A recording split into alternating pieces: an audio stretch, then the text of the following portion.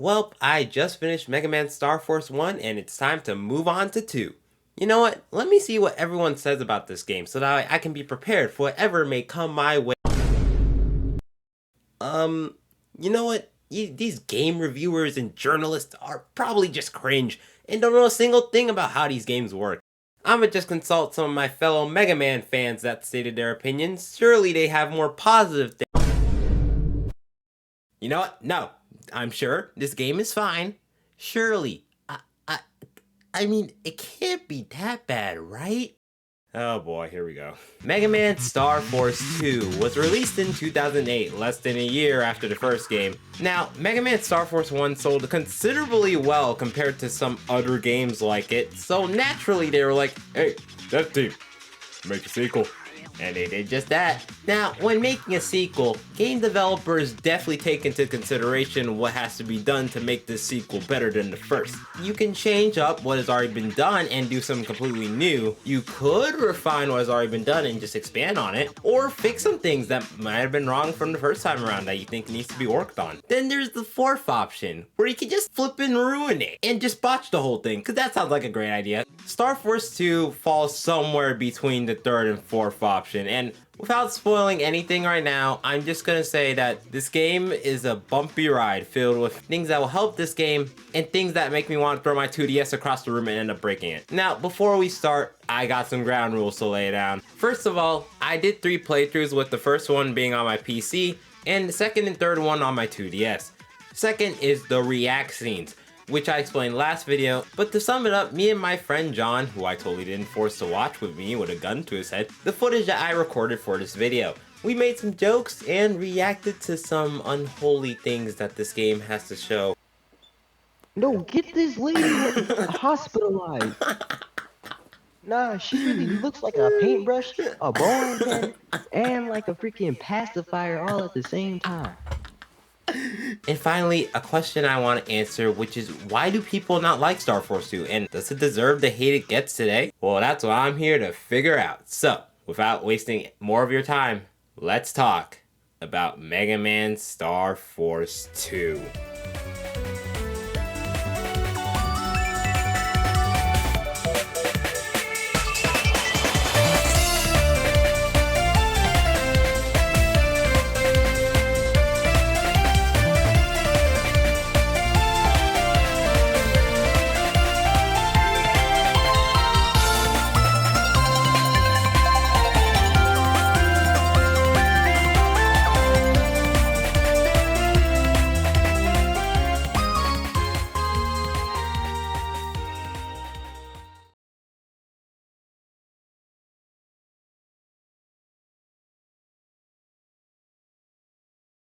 We start the game off with a short summary of the first game to make sure you don't have dementia when coming back to a sequel to a video you made a while ago. Also, just for the sake of my time and your time, I will not be going ahead and reintroducing the old characters and who they are again that I covered in 1. I don't want to re-explain them like I'm a high school teacher, capiche?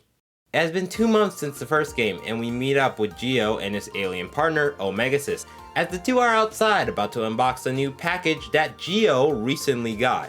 That being this game's new device, the Star Carrier.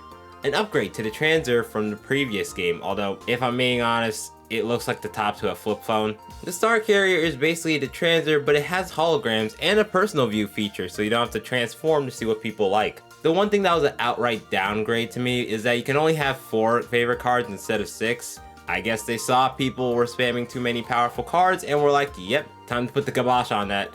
That's all for now, as later on the plot will explain the other stuff the Star Carrier does, and I'll wait until then to tell you about it. While we're still at the beginning, I would also like to mention the new art direction change from Star Force 1 to Star Force 2. Star Force 1 was going for the art style that Battle Network 4 to Battle Network 6 had, where it had much smaller details on the sprites. Star Force 2 decides to go ahead and take what I like to call a mix on Battle Network 1 and 3 style with 4, 5, and 6s as well, with the sprites gaining more detail while still having that cartoony look to them. Which for me feels like that this is the definitive art style for these games. I really like them a lot. This is also showcasing that they're getting much better with the transition from the GBA to the DS, as there are now animated sky backgrounds on the top screen, which I also like a lot. After checking out the star carrier, the two spot a flying helicopter thingy called an air display that's advertising a new movie called Ghost Crisis before it starts to malfunction and almost land on Geo, so what a great way to start the game by almost getting killed. The crash catches the crowd starting to form, but the sound on the display starts to go haywire, which is just an excuse for a tutorial, but why not?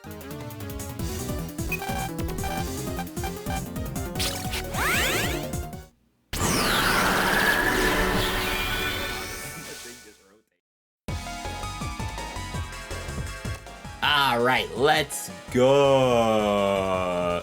Hey guys, where are all the wave roads? If you couldn't tell, Star Force 2 takes more of the gameplay while transformed into the real world. Most of the game will be walking around on the actual ground instead of wave roads, and that's because the wave roads will have a very more higher approach, you'll see later. If you played this game before, you'll know that you basically start from square one again every single time you start over or go to the next game. None of your battle cards or chips, in Battle Network's case, none of the HP you collected, it's all back to the beginning. And it will feel a bit weird at first, considering that you were a well-oiled machine last time and now you're all rusty. There is one change I want to talk about, and it's how star cards work now, or before at least. If you remember last video, you will know that the OG Star Force 1 outside Japan didn't have star cards in the game, but the DX patch added them back in. Though technically this is their first appearance outside Japan, they work slightly differently than they do in DX. How star cards in DX patch work is that the star card would take up the space in your normal card limit, and then you would just have to add regular cards to power them up. But you would only get to power them up if you had the cards on screen, including the star card associated with it. Star Force 2 does basically everything I just said, but now the card gets its own slot on your deck, and you don't need to wait for the star card to appear to fully activate the effect of all the cards. This to me feels like a better way of making star cards useful, as if you need the extra edge in your cards, you don't need to be sitting around all day just dodging attacks, waiting for the card, and then possibly dying. Other than that, there's nothing really anymore here to mention.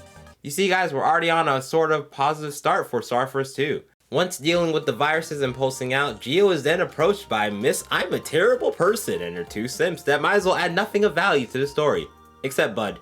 He's gone on my list. Anyhow, Luna and the rest chat with Geo, catching up on some things, as even though Geo is not depressed anymore, he is still an introvert most of the time, tinkering with machines and only really going outside for stargazing. Geo tells him that he already took care of the noise that made the trio come here in the first place, before a man and his mechanic walk up to the air display and...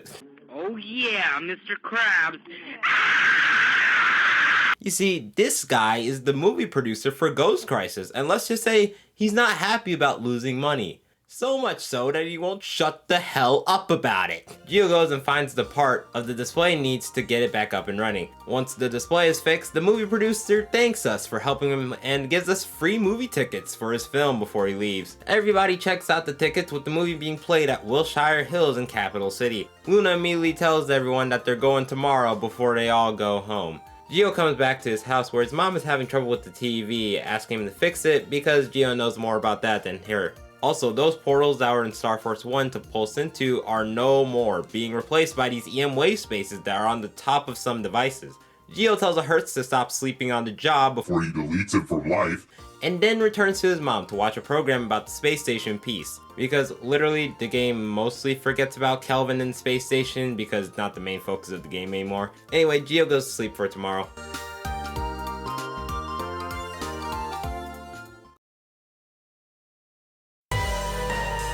The game cuts to a conversation from two people, one named Vega and the other one being Hyde.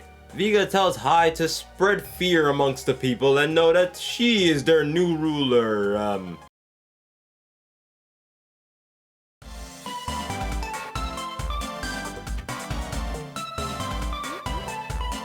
Welcome to Wilshire Hills, also literally just Tokyo. It's a lively city with way too many people to put any more animations before the game crashes. Has way too many ads that look like every single time you try to go onto a wiki when you want info on something. And finally, a higher section of the area that really needs guardrails before somebody falls. I'm going to commit suicide. The group go looking around the city before spotting a guy trying to up his charisma stats by showing off his matter wave collection to the girl, who is clearly uninterested. Oh, right, sorry, matter waves, that's what I gotta showcase. They're the hot new feature of the Star Carrier, and it allows for solid objects to be placed literally through waves, hence the name. Although, I wouldn't say stylish is their strong suit, just look at them, they look like somebody's kid at the office that they drew these and thought, yeah, this is a good idea. Finding out that the movie hasn't started yet, the group head to the EFL Tower. Oh my god. Anyway, they learned that the EFL Tower is closed for the day, so they literally just wasted time. Hey kids, you ever heard of drugs?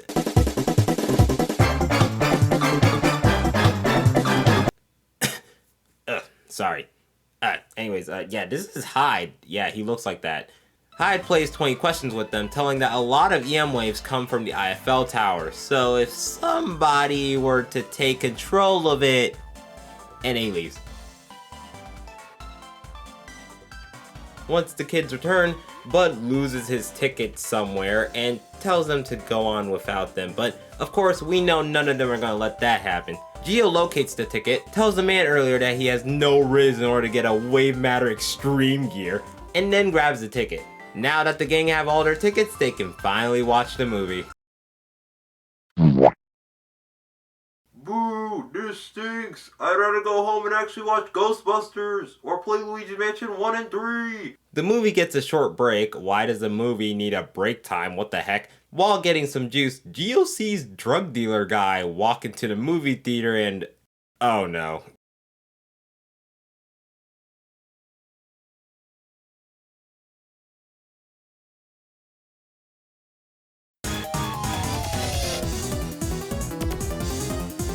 The caped villain then kidnaps Luna and takes her to the top of the EFL Tower. And I forgot the part where that was my problem. Geo does some ghost busting with a vacuum before heading to the tower to save Luna.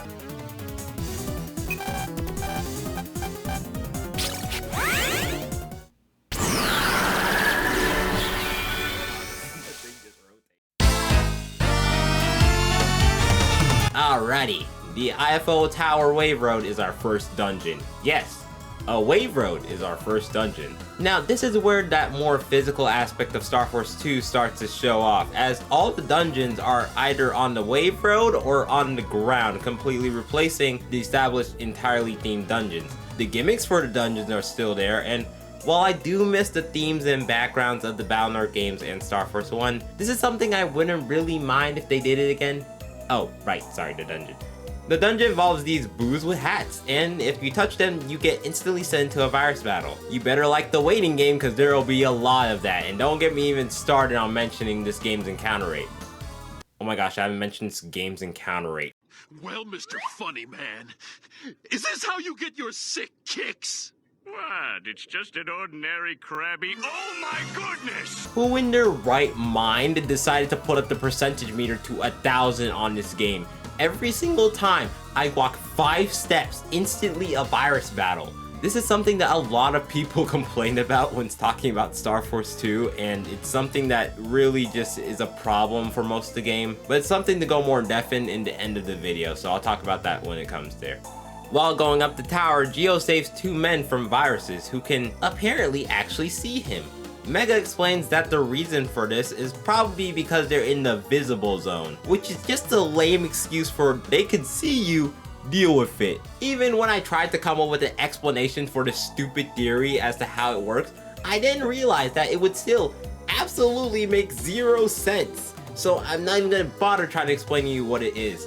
Geo makes it to the top of the tower, spotting Hyde on top of the big antenna on the roof. He notes to Geo that he's a person who can do EM wave change, which Geo is surprised about because, well, there's only supposed to be 5 people who know about it. He then takes out a black device that looks like a star carrier before he summons an EM being named Phantom, before he wave changes into his EM form. He states that the thing he pulled out is an ancient star carrier before he tells that he's trying to take over the tower, and of course, we can't let him do that.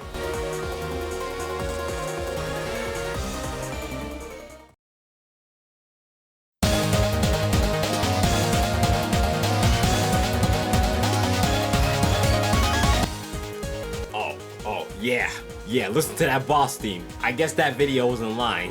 Dark Phantom is the name for the first boss of the game, and for a first boss, I'd say he's better than Taurus Fire. If you try to shoot Dark Phantom, he'll disappear after one hit unless he's attacking. He has Phantom Slash where he swings his cane around, and he has Phantom Claw where a giant claw that comes out from his chest. There is one more attack being his Phantom Slash, creating a whirlwind that you can block, but it's only in his EX variant, which is later in the game, so it doesn't count for this fight. Now, when I said for a first boss, I meant like a first boss that I didn't take seriously and almost died. Just take your time and you'll be fine. So Dark Phantom is in the better than Taurus Fire tier of difficulty.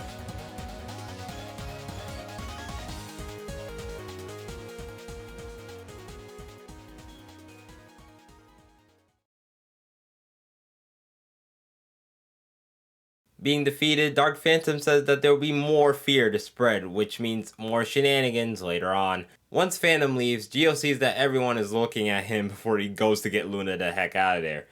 After all that, Luna asks us to become her bro, and we get our first bro for the game. 10 days later, Geo and his friends start their summer vacation, and Luna calls Geo, telling him to meet up at her house, before realizing that Geo didn't update to the latest firmware on his iPod, so he has to go see Aaron to get it updated. And after giving it back, he gives him a blank card. More specifically, a wave command card. The wave command feature allows for you to input a series of letter codes that give you special abilities, allow you to power up your stats, or literally just get a Giga card early in the game. All these codes are available on GameFAQs or the Rockman.exe zone, but don't worry, I didn't know how to use them until after I almost beat the game. While doing all this, he also gets a message from a Hertz that he saw at the beginning of the EFL Tower, who thanks Geo by giving him a link ability, which leads me to explain link power.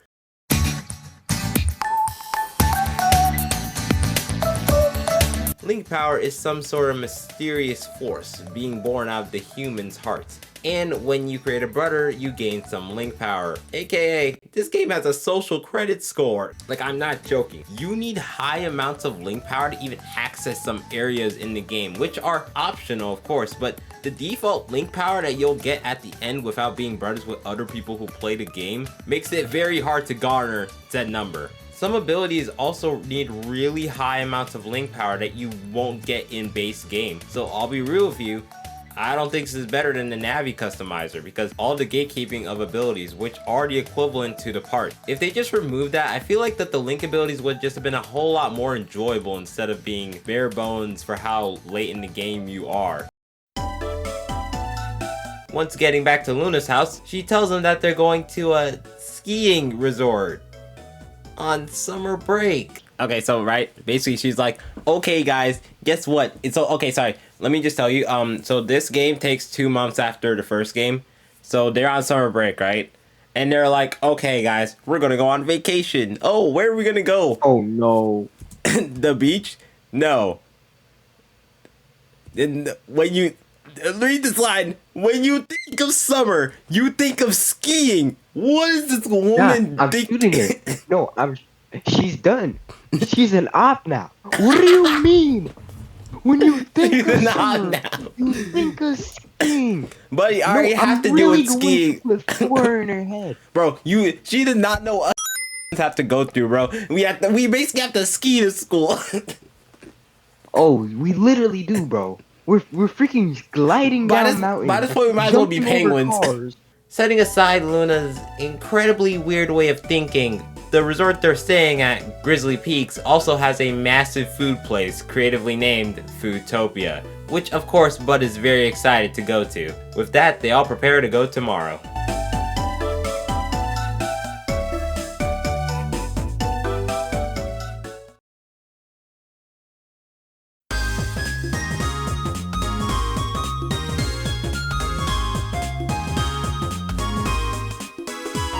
The ski resort Grizzly Peaks is one that uses EM waves to keep the snow on the resort, which, now that I think about it, is actually a really good money-making tactic.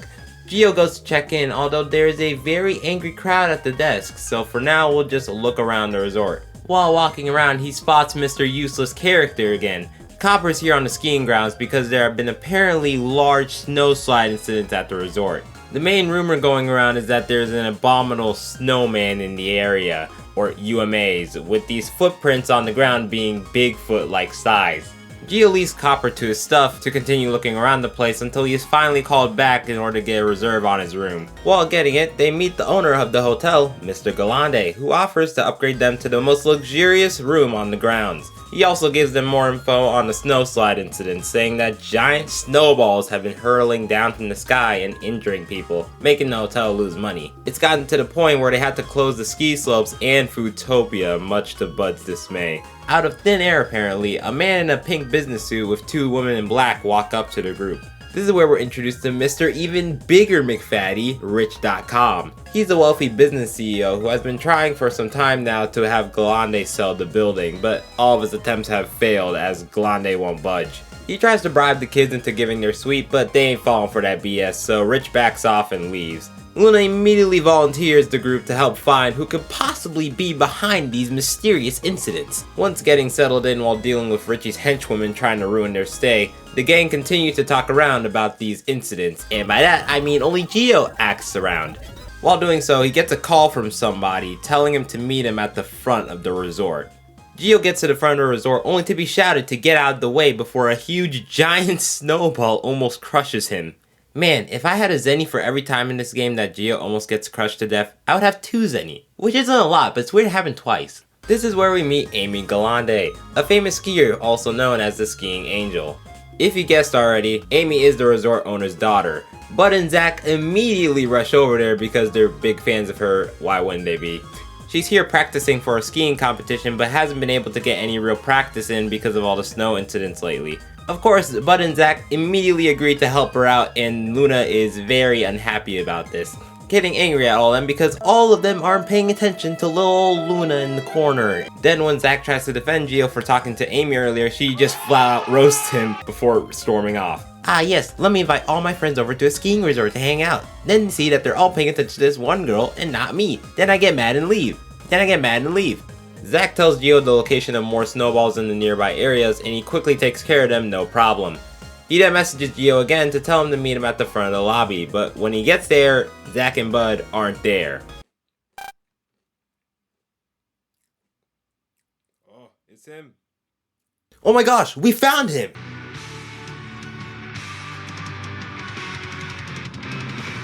White-haired edge boy tells us to stop freaking messing around with anything going on in the resort before menacingly making Gio move out of the way before walking out. Zach and Bud then show up. Thanks for being 10 seconds coincidentally late, guys, you missed all the action. While they are all talking, Mr. Galande walks up to the trio of boys to tell them that since the snowballs are now gone, they have decided to reopen the resort, and they're also having an eating contest at Foodtopia, something Bud is immediately on board with. But also having a crush on Amy is partially also another reason why he might be joining, but before they go to Foodtopia, Gio goes to check on Luna, just make sure you know that she wants to. Alright, you know what? Forget Luna, it'd probably be better without her anyways. Once leaving the room, Bud calls Gio and asks him to find an eat machine. What a creative name. He needs it to make sure he impresses Amy with it since she'll be at the contest, and Gio agrees to go get it for him. Alright Bud, here you go. That is an interesting way of using an eating machine. Also, wouldn't that be banned? But then again, nobody is saying anything, so I guess I'm the wrong one here.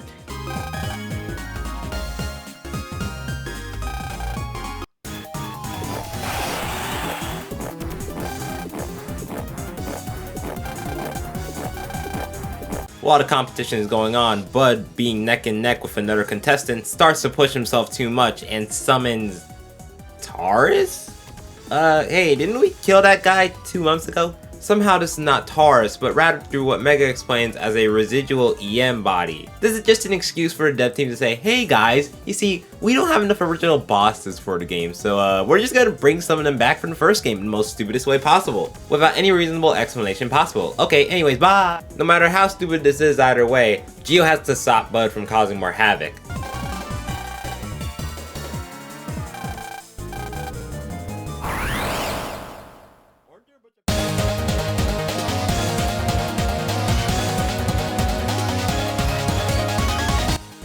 While this is just a reused boss with moves that I've already talked about in my previous video on Star Force 1, he does have a new attack where flames come out of the ground, and his flame move from the first game does get reworked, but other than that, it's just Taurus Fire.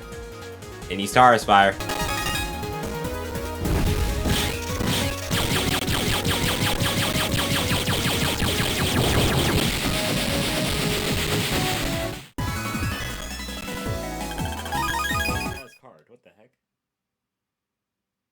A while passes and Bud wakes up, and after learning about what happened is upset, but Zack tells him it's fine, because Amy didn't even think the monster was him, and the group go back to the suite. Unfortunately, Gio is told to sleep on the couch. Poor him.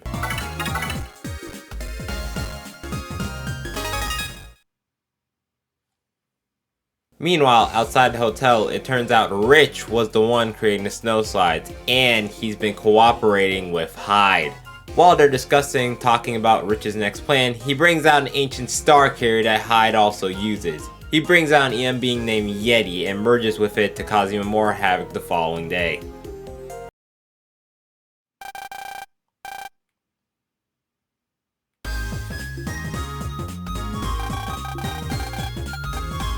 Today, the trio of guys are going skiing on the resort, and I say trio because Luna still insists on not tagging along.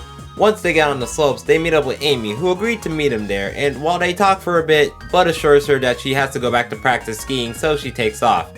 Now, are you ready to see the most interactive cutscene in all of gaming? One that blows them all out of the water. It's time for the skiing cutscene.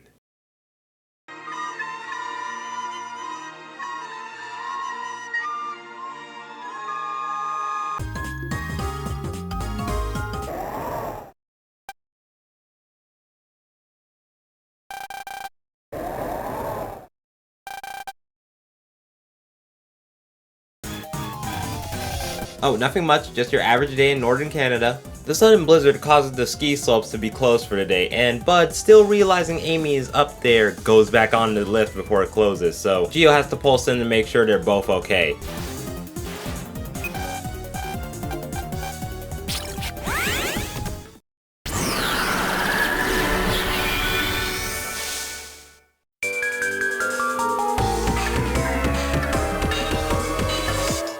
Okay, first of all, this isn't a dungeon. This is a wave road. Isn't there supposed to be some kind of gimmick? Ah, there it is. It's time for Gio to hit the slopes.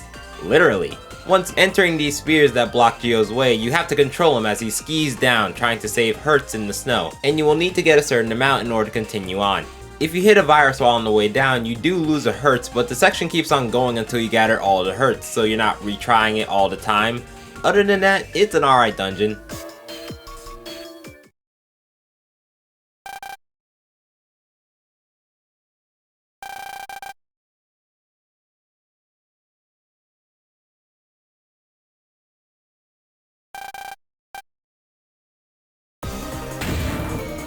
Well, I guess there's my imaginary third Denny. Rich finally reveals himself to be the abominable snowman, saying that if this storm keeps on happening, he'll be able to buy the resort from Galande.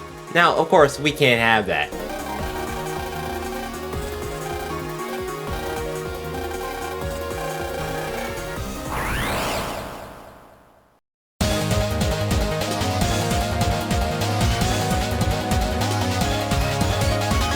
Yeti Blizzard is up next on our hit list, so let's get to it. This guy's pretty big, so he doesn't flinch from attacks. He'll constantly jump around the field dropping snowballs, and also will try to rush you with more snowballs later on. His big stomp attack also downgrades him a lot, with it being a pretty sizable window to counter with a Mad Vulcan. And while I do understand the gameplay in the background doesn't really showcase my statement, but throughout me playing the game from time to time while making this video, it is really flippin' easy to counter. Which makes me wonder if he's the boss fight that tries to teach you how to counter in the first place. Finally, his last attack is Avalanche. It's pretty much unavoidable until you inadvertently realize that you can just shoot the snow and it'll just disappear.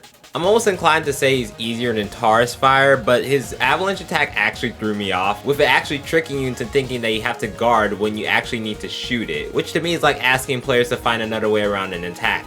Also, then again, he is the second boss in only chapter 2, so who am I to complain? Me. I'm to complain.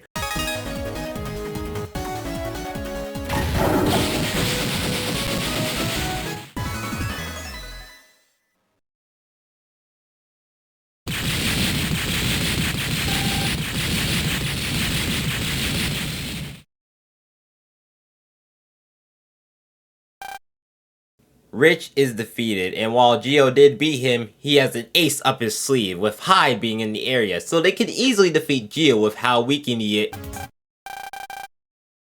Come on, Rich, have you ever watched a superhero cartoon or something to that effect? This is how most villain team-ups go, you should expect this. Rich gets arrested and we don't ever see him again if I'm sure. Bud forms a brother band with Geo and Amy before the squad head home.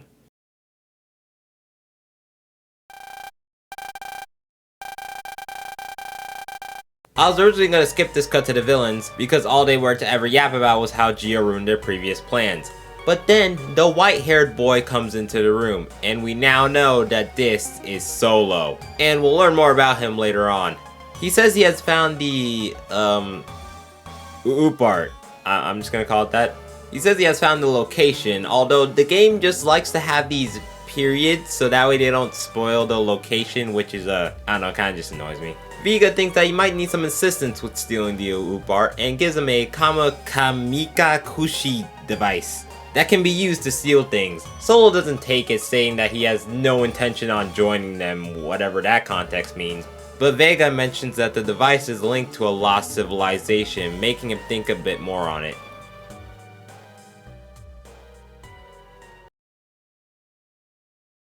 A short while has passed since the resort incident, and Geo is watching the news, seeing that more people are now starting to know about Megaman. Something Geo isn't too thrilled about, while Mega is, and suggests that the two go around trying to find out what other people think of it. After Q&Aing people on themselves technically, Geo hears a noise coming from the Big Wave, the place to mainly buy cards. The owner, Ken, is trying to fight off viruses that are starting to appear physically, and clearly doing a terrible job. Geo takes care of them, also having a close call with Ken about his secret identity, and decides, yeah, that's enough time, I'm heading home. And he wouldn't have done that if a certain pop star didn't have something to say about it.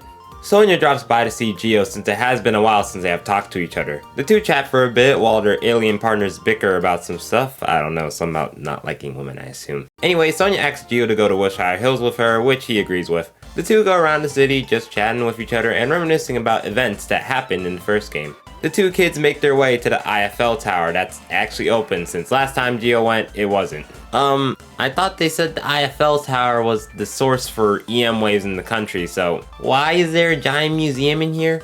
The museum is run by the movie producer, the same guy that Geo helped out at the start of the game. He lost a lot of money after the Ghost Crisis disaster. I don't know how he could lose money because of that, but then again, that movie was pretty shit, so no wonder. He now works as a museum hoster, and since Geo helped him out before, decides to give him and Sonia free passes for his exhibit. After summoning a wave guide with paintbrush for legs, the two are incited on the continent of Mu, said to be an ancient civilization long ago, being more advanced than this time period's technology. Now, if you're a Battle Network fan and have been keeping up with some stuff back in, I think, early 2025, then you might remember there being an English patch for the lost and then found phone game Megaman Battle Network Legend of the Network. In that game, Lan and Megaman are also told about an ancient civilization known as Atlampia that was also advanced in their technology. So I'm not entirely sure if they went ahead and never knew that the phone game existed, although I imagine they did, and A, just went ahead with the story for this game, or B, they did know but didn't mention Atlampia at all since it was a phone game that was only released in Japan and only on Pacific phone lines, so many people didn't play it.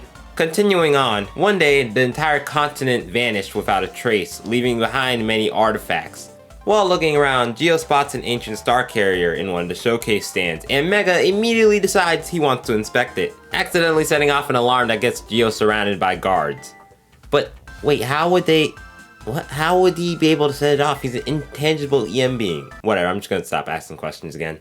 After dealing with that, Geo and Sonia then proceed to the Lost Tribe exhibit, showcasing many things from the three tribes of Mu, those being Zerker, Ninja, and Saurian. There was also apparently a fourth tribe, but much is not known about them. Another thing is that they actually had link power, which means they had ancient social bank credit score back then. Crazy!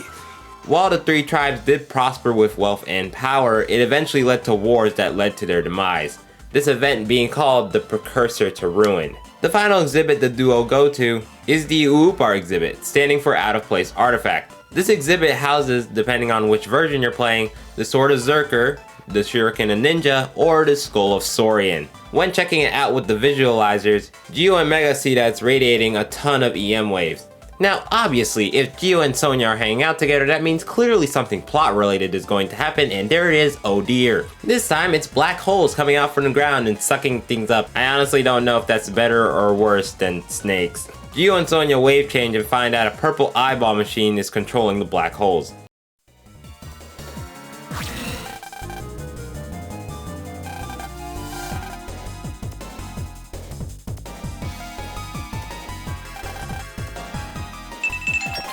Feeling good! Wow, it's like this game wants me to make more Sonic references later on in this video. Anyway, when Gio walks on a certain spot on his way to the eyeball, he'll have to do a Sonic Unleashed QTE to not get sucked in. They're pretty easy to avoid, but if you do, then you end up in the undimension, where you can just easily walk over to a white light to escape. This is technically the Chapter 3 dungeon, but because it's so easy and not even feeling like one, where I'm just gonna have to say, I don't care. This is not a dungeon at all. You just press buttons and that's it. And to me, it just feels really bland. Like, if there was something where it was like a Pac-Man maze where you had to escape it before going back up, I would call this a dungeon, but nope. While trying to stop the eyeball machine, Mega says to Gio that he's got to get his hands on the OOPArt, saying that he thinks it's a weapon. This made me realize how battle hungry Omegasis is in this game. Now, the series of events that proceed, I could not really explain very well, so to put it simply, Gio tries to stop the OOPArt from going into the black hole before Sonia blasts the machine, even though they should have done that a while ago. But don't worry, everything is now fine, with the OOPArt being safe inside Omegasis's stomach. I never thought these guys could even eat anything. I just thought they like exist or something. I don't know. Well, now the OOPArt is inside Omegasis, and that's definitely not coming out from wherever inside that is.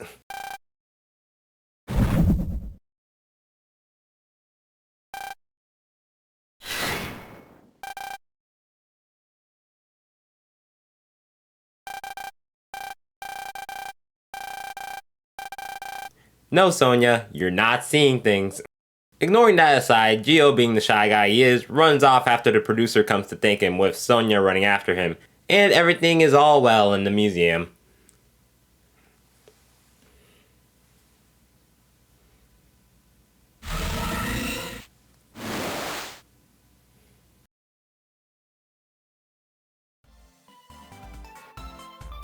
After all is said and done, Gio and Sonia reform their brother band, and she also says she'll stop by Echo Ridge tomorrow to see all of Gio's friends. Well, that was a nice day. I guess I can go home now.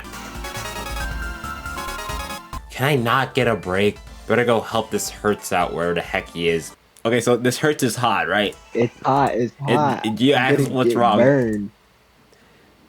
My body started burning up. It's like... Is that... You just start out of nowhere? You don't know what the cause? Okay, watch this. How should I know?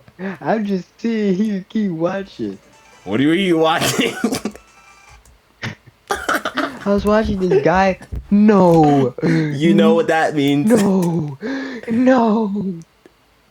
Okay, so... Gooner.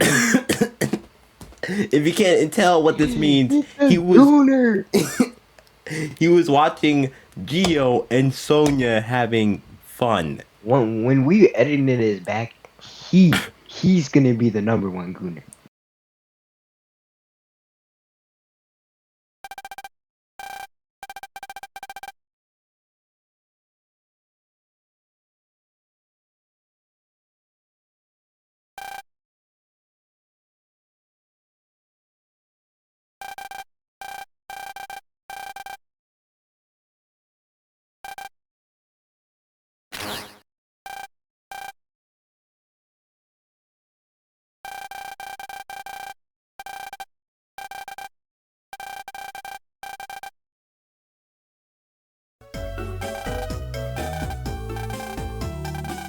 Gio, while waiting for his friend, spots Solo talking to Ken, asking how to have Megaman show up. And all Ken really says is that he shows up when people need help, and that's all Solo needs to hear before walking off. Gio doesn't have time to really think about this as his friends soon arrive. They chat and talk for a while and...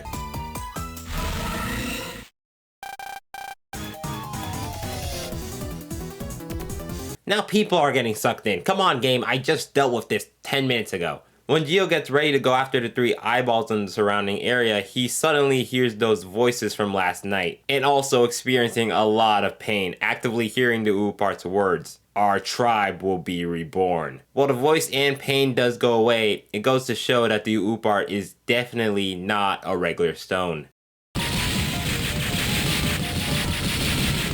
Having destroyed all the eyes, Gio and Mega rest for a bit, until everything starts shaking and a giant hole appears from the sky, firing a huge laser down at him.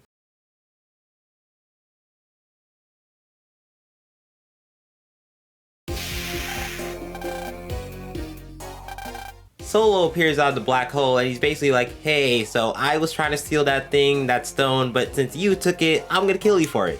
Sounds good? Also, he really does not like the word friend or just the idea of it. After all, his name is Solo. He then pulls out an ancient star carrier like we've seen before, but this time with some symbols around him before he transforms.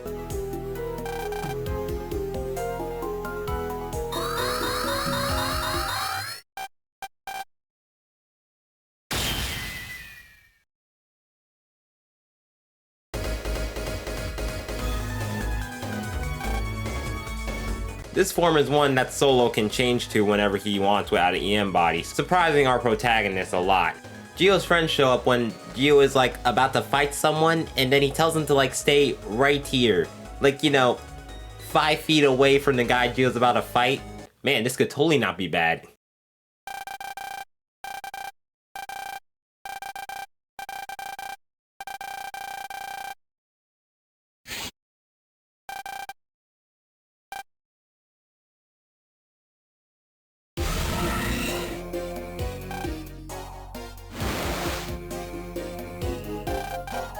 You know, this would have not happened if Gio or somebody would have said, hey guys, we should probably leave, that way we don't get in the way or hit or something like that.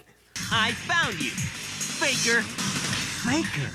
I think you're the fake hedgehog around here. You're comparing yourself to me? Ha! You're not even good enough I'll to make be you eat my those fake. words.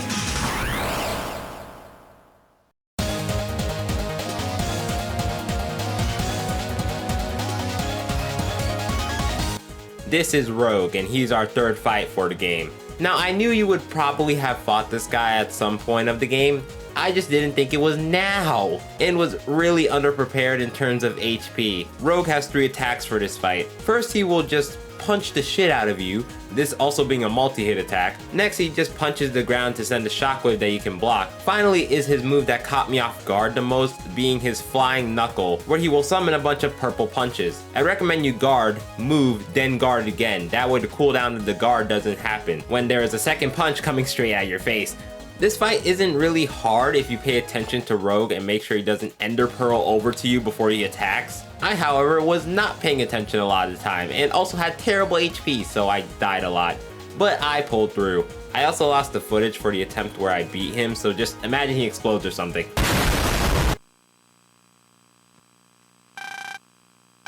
While Rogue is more than willing to continue fighting, Vega calls out to him, telling him to fall back for now, stating that Solo is wounded and that he shouldn't push himself too much. Rogue tells Gio that they will meet again at some point before vanishing. The portal starts to close, and while Gio does manage to grab Luna, it disappears before he can pull anybody else, leaving Gio to blame himself for it, and to quote a YouTuber's words, and thus the game was extended by 3 hours.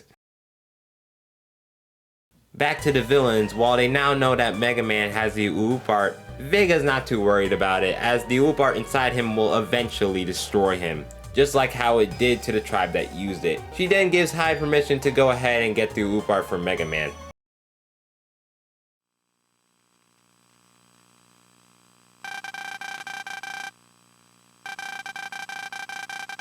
Oh no, we're back to sad Gio now. It was a fun run while it lasted.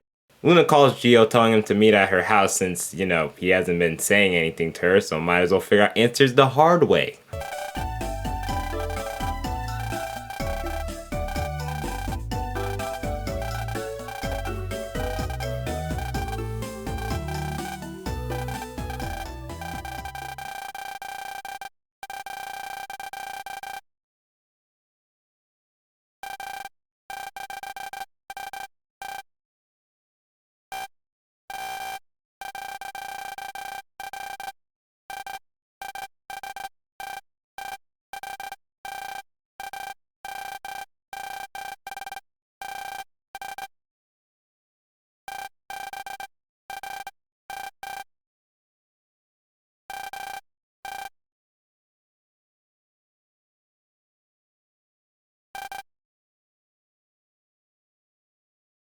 Omegasis asks Geo what he was about to say before he ran out of Luna's house.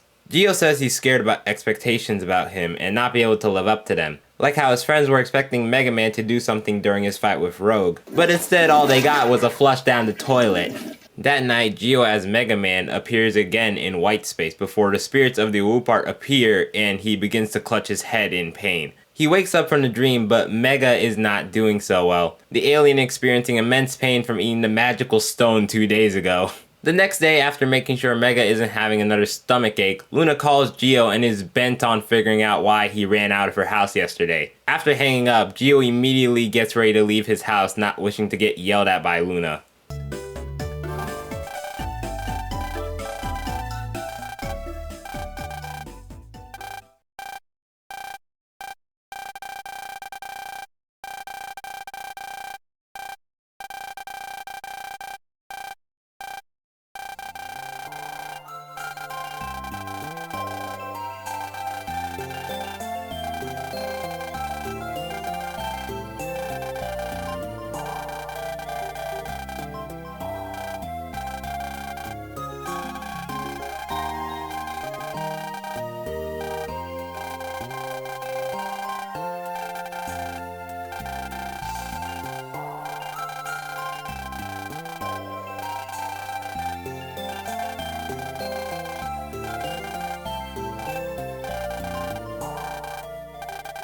Dude, Hope's gotta be one of the best video game mutters ever.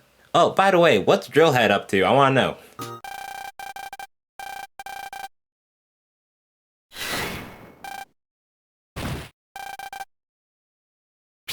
Hey, look, Luna, can you stop being a damsel in distress for like, what, at least over 3 chapters, please?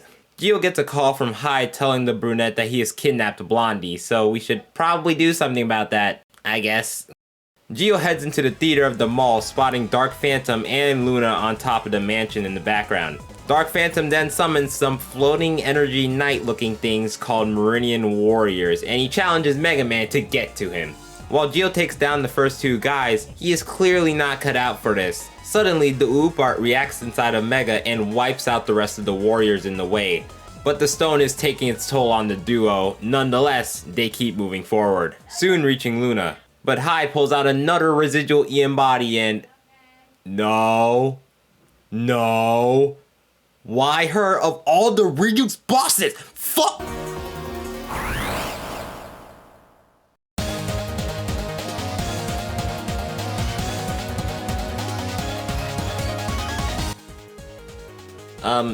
So I think I might have trauma from the last time I fought this snake. It didn't go too well. And the same thing for this one. Even while guarding the snakes, that originally was the entire reason why I was having a problem with her in the first place. But then again, I guess it's my fault for not healing myself and also not bringing any sub-chips with me. Actually, come to think of it now, why am I so broke? I had way more money than this when I played Star Force 1 at least 5 hours into the game. I noticed this before fighting Queen Ophicua, and that's the moment my brain put 2 and 2 together and realized something. Main story bosses, you know, the ones that the story forces you to fight, they don't drop Zenny anymore once you beat them. This has been a thing since the first Battle Network, all the way up to Star Force 1, and then they just randomly decide to not include it in this game.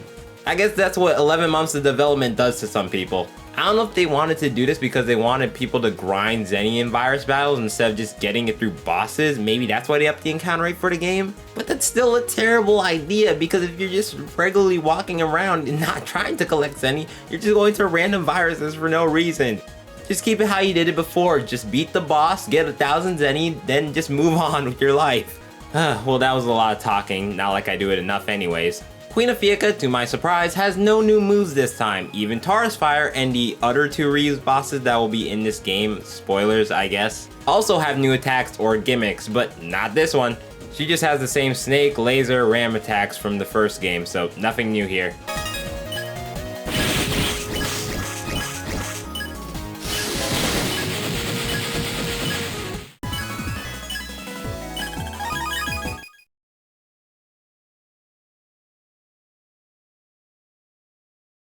Geo brings Luna back to normal, but due to his exhaustion cannot fight back against the continuing army of Meridian warriors coming his way. It seems it for him when the OOPArt finally kicks in and he's able to destroy the warriors. While Geo gotten the threat taken care of, he has completely lost his mind to the OOPArt, no longer being able to control himself. Just before he is about to attack her, Geo barely gains control of himself, telling her to get out of there.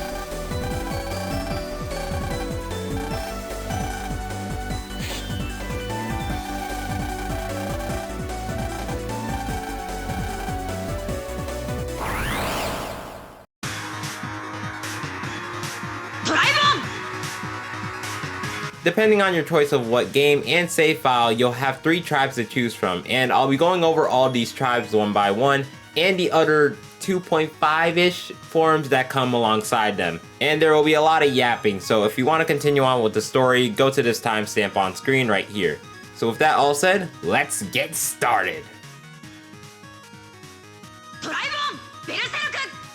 Thunder Zerker is up first, and it's probably the form that you'll most likely pick on your first playthrough. Zerker is a Lech element with its Thunder / Charge Shot paralyzing enemies, and it also allows you to side select cards when you're in the custom screen. In addition to all these features, all the tribes have an ability when holding A. For Zerker, it's the Train combo that allows you to charge multiple non-screen dimming cards together to do a combo of all the cards you just charged up, and release an onslaught of attacks that cannot be stopped. Cards that are Elect based also get a 20+ damage increase when you use Zerker. The Giga attack, or LFB for it, is Thunder Slash, which Geo pulls out a giant version of his sword and slashes the back 3 rows. This is by far the more useful in battles type form that I can see a lot of people liking. Maybe that's why they put it in both versions of the game. If there's one thing I don't like about it, it's the design, as I feel like they should have done the earlier concept for it along with the big sword, but that's just my personal preference. Other than that, Zerker is probably the best solo tribe form in terms of abilities. Wood Ninja, the theoretically correct second tribe form and the one I started out with first, is more stealthy and less attack heavy of all the 3 tribes. This also being my favorite tribe design with the red scarf. This one is grass type, with the charge shot being 3 shurikens being thrown, doing around triple the charge shot of your normal buster power. The main ability for Ninja is that it can lock on to any enemy that's closest to Geo. Think of it as Ice Pegasus form from Star Force 1 DX, which was one that I really enjoyed. It also has the ability to counter any foe's attacks by pressing up and Y in battle. Also, same 20+ damage for wood cards. The Giga attack is Demon Flurry, where Geo will clone himself and then throw 2 sets of 9 shurikens at the 3 back rows. Ninja was very close to being my favorite use-wise, but in the end, Zerker takes the cake for me as it does have side select, which really helps.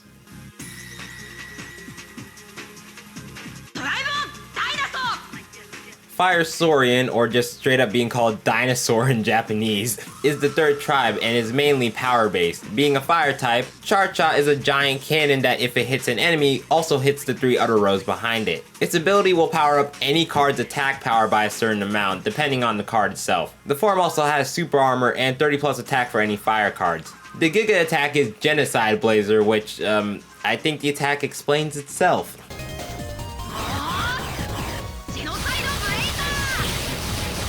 Saurian is my least favorite out of the 3, just due to there being, in my opinion, not enough to be useful and help you out, unless it's an incredibly situational battle. Now, that's not all the forms, of course. If you combine 2 tribes together, you'll of course get a... Now, when you choose a save file, you will get an auto brother of the other version. This is a person you'll meet shortly later on in the story. This will allow you to grab a brother card, which I explained in my Star Force 1 video what it does. If you pick the tribe option, you'll be in a cross-fused state with your version and the tribe of your auto brother is set to. It combines most of your abilities together alongside combining your gigas to be more powerful elemental ones. So it's a pretty neat addition that's good. But what if you want a tribe that makes you want to feel like you're just being lonely? while you're going about the game, especially if you're trying 100%, you'll probably find the 6 indie pieces spread out across the world. And while this is technically a story-related item that will be seen later, if you acquire all of them, you will unlock Rogue Tribe, which I guess invokes Geo the power of loneliness for the period of the battle. Geo will have all the abilities of the tribe version that you picked and have a regenerative barrier that will come back every turn. It also adds 50 plus damage to sword cards, and that is pretty much it, being an extension of the tribes in exchange for deleting all your brothers. So I'm not entirely sure. I feel like it's really inconsequential as it doesn't add too much to your gameplay besides, I don't know, color swap and like a barrier. But what if you have multiple brothers? What if you have friends from all across the world on a Discord server allowing you to become brothers? The fittingly named Tribe King is super overpowered. When in this form, Geo will get all the abilities of the 3 tribes. His charge shot is a piercing sonic boom projectile that fires 3 elemental waves across the entire field. Tribe King will also boost any card 2 times its damage as well, making every card OP basically. The Giga attack is a 9-shot elemental screen nuke that does 450 damage excluding weaknesses. Now all this power seems to be pretty strong, so obviously there's a catch to it. The only way you can get Tribe King is by having one other brother from the other version of the game, excluding the one for your auto brother. This means you need to know somebody with a different version of the game, with a different save file from yours. Now, while I do feel like it's a bit scummy to have a form being locked to having a friend, but it's also understandable due to how OP it is actually. The standalone Tribons are pretty good by themselves, but the added cherries on top with the ideas of Double Tribe, Rogue, and the Tribe King forms make me feel like that they did put a lot of thought into making these forms, as well as having some kind of rock, paper, scissors feel to it. So to put it in short, Tribon is a really fun gameplay mechanic that I think the devs really did well. And with that all said, let's get back into the story. After controlling the OOPArt's power and driving away Hyde, Geo manages to get Luna back home, and the next day they try to devise a plan. Geo suggests that they turn on the TV, only to find an international show on the air, due mainly to Luna owning a pretty big satellite dish on the top of her house. She then changes it to translate the stuff, and while she initially wants to skip it, Geo tells her to stay on it before coincidentally seeing Zack on screen, talking in the report, and making Luna, rightfully this time, very upset. The place the show was being broadcasted in was Loch Ness. Problem being is that they have no idea where it is at all. Even though these games take place in the future, can't they just go ahead and search up where it is on Google? Luna has a freaking desktop in her house for crying out loud. Whatever the stupid reason may be, they have to figure out where Loch Ness is. Maybe Ken can help us figure out where it is. Hey, look, I like Ken, he's alright, but that literally gave us nothing. Geo then gets contacted by his auto brother that he applied for some type of program off screen or whatever. He learns about the location, though there's one problem about it. He doesn't have a passport, which can take up to weeks to get. Thankfully, Mega has an idea to use the huge satellite dish on Luna's house, and they could use it to travel to other countries outside of Japan. Geo says he's got a way to get to Loch Ness, so Luna flies over to the place while Geo and Mega get ready for the trip, and after a good black transition screen, they're ready to go. Well, it was gonna happen eventually.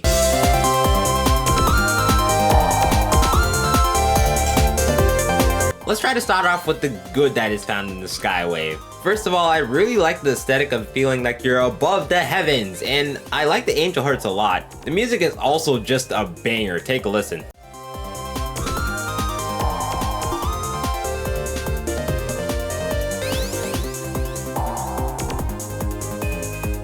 Alrighty folks, that's where all the positives end for me. Oh boy, time to talk negatively.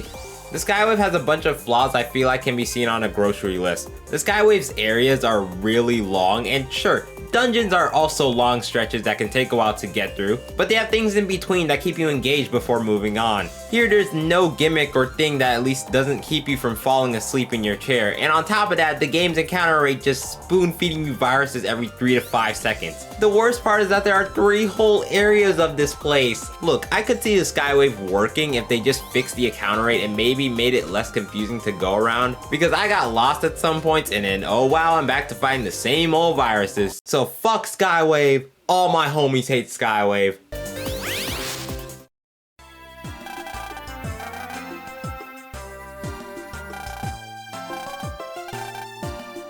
Gio and Luna meet up in Loch Ness, although they didn't bring Google Translate with them because they can't understand a single word anyone is saying. Perhaps this camper fellow over here can help us, and oh my gosh, that's a hideous face! Jerry Romero is the name that's plastered onto this face. He's the TV producer for that show we saw earlier, and he's very rude, to the point where I feel like he makes Luna look like an angel in comparison to him, and that's saying something. He doesn't help us at first, but then changes his mood once he uses them for a TV show, and only then does he give him a translator. The two go around asking people about Zach. Also, Luna gets scared over a bridge that made a sound. After having no luck on Zach, the kids walk into a shooting for the mystery show before seeing Zach talking on the show. Once the show ends, they immediately confront him on why he hasn't contacted them at all. Zach basically saying that he saw Messi while he was trying to get help, which has been a growing rumor amongst people lately, leading more people to visit the village in hopes of finding this so-called monster named Messi. And now that the TV show people are interviewing him, he will go down as one of the most famous people in history, and yeah, pretty freaking dumb reason. He then runs off, leaving Gio to go after him. Once he finds him, he asks why he wants to even find Messi in the first place. Zach explains that he wants to be proud for something, as everybody else has something. I mean, he's right. He probably saw that he was the most worthless out of the gang and probably got mad. Now, while I want to continue making fun of his reason, this technically is a good thing, cause now at least he's not being a simp anymore. After Gio leaves Zach, the midget walks around the loch before spotting Romeo nearby, as he materializes a fake Messi, saying that the viewers watching his show will believe this is real. Now, I don't know how you're fooling anybody with this, but then again, this is the Battle Network universe. Everyone's stupid. You think anybody's gonna tell the difference between CGI and real? Zach sees him do it and is so shocked that he accidentally makes himself known to the TV producer. He throws Zach into the fake sub-like creature, and he gloats that people who watch his show don't care about the real experience and will always just believe the story no matter what. While he tries to do his best villain impression, a professional comes to bring his experience in the form of Hyde. He gives Romero an ancient star carrier to use to probably do something bad. That's what they usually do.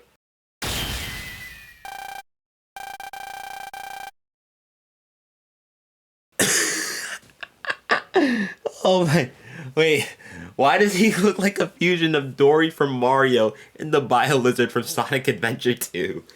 Romero, now transformed, dives away, leaving Zach trapped. We cut back to Gio and Luna before people start running as a tsunami is about to hit the village. Everyone makes it up to the deck safely, only to then see what they assume is Messi, who is actually Romero in disguise. Luna then comes running to Gio saying that she can't find Zach anywhere on the deck. Said person is now calling Gio that he's at the bottom of the loch inside the submarine. So after grabbing a scuba diving digging thingy, I don't know, he goes to find Zach.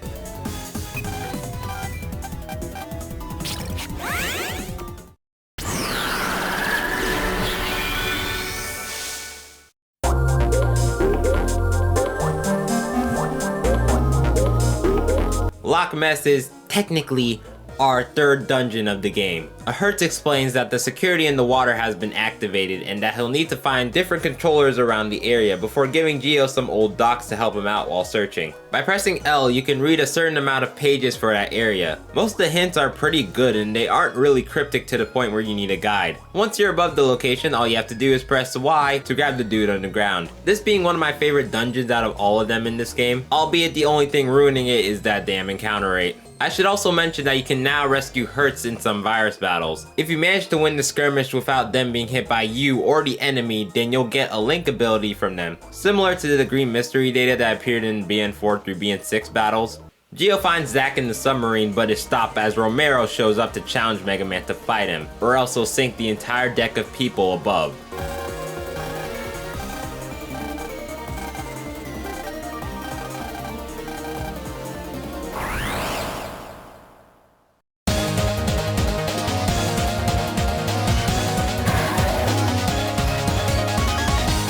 Plesio Surf is the boss for this chapter, and he's a boss, I guess. He's got super armor, so no flinching, can shock you with his thunder breath, dive underneath you to take a little nibble on you, or just straight up try to slam you with a tidal wave. There are also these two rock pillars with one moving that can block your shots. While the rocks do make it a bit harder for you to get a shot on him, just position yourself in a way to counter him and you'll be good.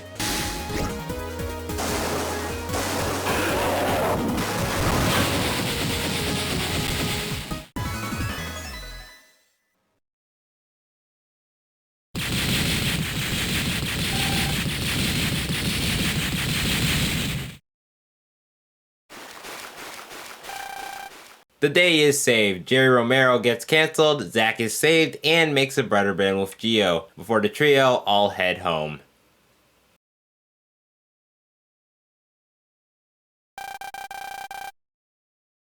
Back to the villains, they are now very well aware that Megaman is messing up their stuff. But Vega's not too worried about it, instead wanting Solo to investigate a country south of Netopia for any clues about Mu that may be useful to their plan. Solo, not really caring, decides to do it and leaves. Cutting back to the spiky-haired savior, Zack calls Gio as he may have discovered some info on one of their friends' whereabouts. He says he's got a report from someone that a person had just fell out of the sky in the country of Wazap. Oh man, these names keep on getting better by the minute. Anyway, they again have no clue where Wazap is, so time to head back to the Hawaiian Punch dude's store. After getting another lore dump that I didn't care about, the trio find out that Wazap is south of the US. I'm not saying Amer Europe. Who the heck made that name? So Luna and Zack head there while Gio has to go through another adventure of the Skywave. Yippee!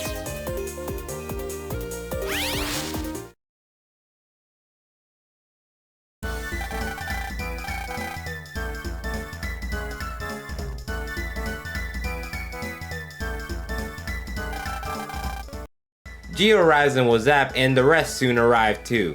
Before they can even start to search for Bud, a group of people swarm them saying, "Oh my gosh." Putting that stupid greeting choice aside, it just dawned on me that this is the Battle Network universe's interpretation of Mexico. And I'm starting to see why they put those warnings at the start of the Battle Network Legacy collections, because of these type of things. Anyway, the natives finally leave them alone, allowing them to freely explore the village, and soon find the shaman. Chief, allow me to offer you this advice, young man. When you want to talk to someone, you start off by saying, "Wazap!" Gio asks if they have seen someone fall out of the sky, which the shaman does confirm, saying that they do have a person who just did, but he can't see him at the moment. After a bit of walk and talk, the gang all come back together and conclude, yeah, it's Bud. But since they can't actually go talk to him, Zack suggests that they go see the Wazap lines, which are giant pictographs near the village. A person nearby one of the pictographs explains to Gio that Mu actually might have been a floating continent in the sky, something which he and his alien partner find to be impossible. The images among the pictographs include ones of Phantom, Plesio Surf, a bird, and a Hertz. Gio, you literally saw this image 3 days ago. How are you forgetting so quickly? Arriving back at the village, we see a festival has started and...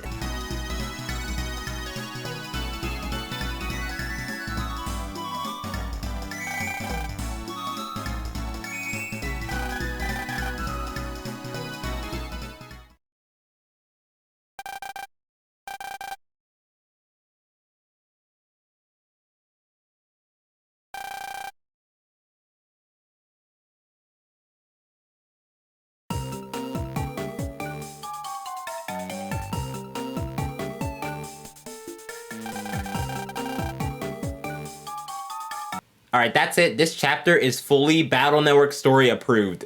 This was kind of the point early on where I stopped caring about this chapter's story a lot. And while there will be more scenes later on that initiate my dislikeness for it, but all I'm gonna say is that I was disappointed right now. So now the villagers think that Bud is a god now, and no matter how much Luna screams or shakes the screen, they can't get through to him. So they come up with a plan. They'll just need to make his favorite food, ginger beef. And who did they make go get the ingredients? That night, they used the fishing technique to lure Bud out, and surprise, he's lost his memory from when he fell down who knows how many feet. The Waluigi nose guy then shows up, taking Bud away, so for now, the kids settle for the night to think of something else for tomorrow. Also, do any of their parents know that they're in a different country right now? Cause last time I checked, Gio did not tell his mom he was going to Mexico. The next day, Gio and his friends go back to the village to see another festival celebrating the Fat Man. All of a sudden, a giant hole appears in the sky, revealing Solo, and he's not too happy about other people worshipping Mu, and starts to advance on Bud. So Gio confronts Solo and is like, hey, could you not do that?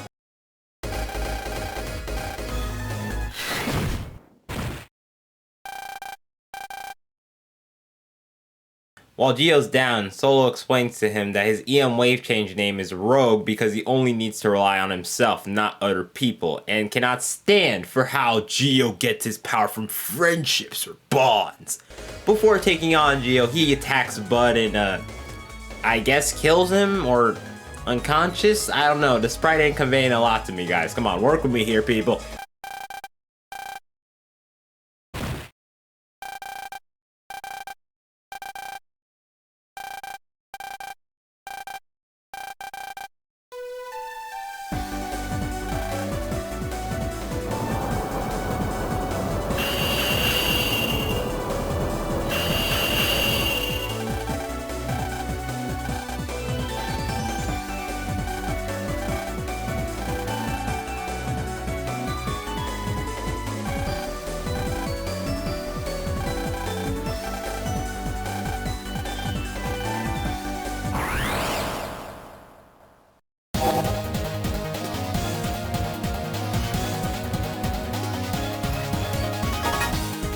Rogue doesn't really have any new moves to go around besides a new backflip, but with Gio having Demon Stone inside of him, Solo is basically just a curb stomp.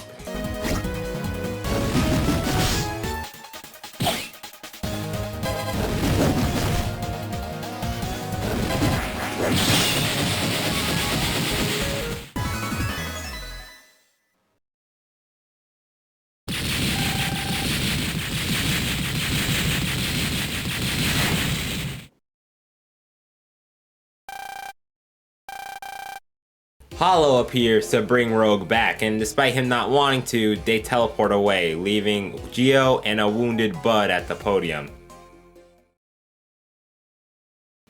The next morning, Bud still hasn't woken up, and fearing that he might never wake up, the gang decide to do a forbidden technique. One that's so forbidden and so cringe that I'm not even gonna try and narrate for you guys. Just take a look.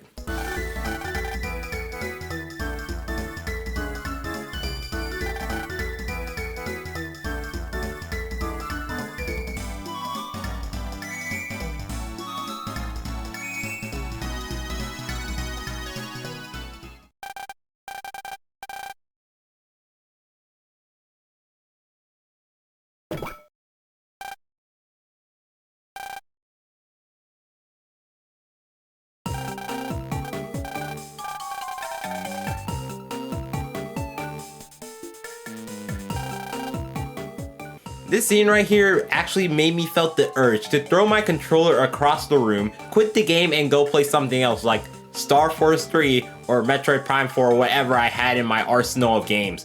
But I relented and continued on playing. Bud is now awake with memory back in tow and is just like, yeah, that was cool playing God and all, but I'm kinda done. The shaman, not willing to have Bud leave, then sends the entire village after him. So Gio goes to show off his puppet hand skills to the shaman as Omega says, plays us the eats it up, then the shaman faints, and then... Hey! Oh my god! Listen! So Luna, Bud, and Zack escape into a car. Don't ask how. Again, they probably don't have a driver's license. Gio takes the Skywave and hold the damn phone. Usually when I finish a chapter in a new area, the game cuts to a black screen and we would probably all go find Popstar Girl next, so why the flip are we not back at Echo Ridge?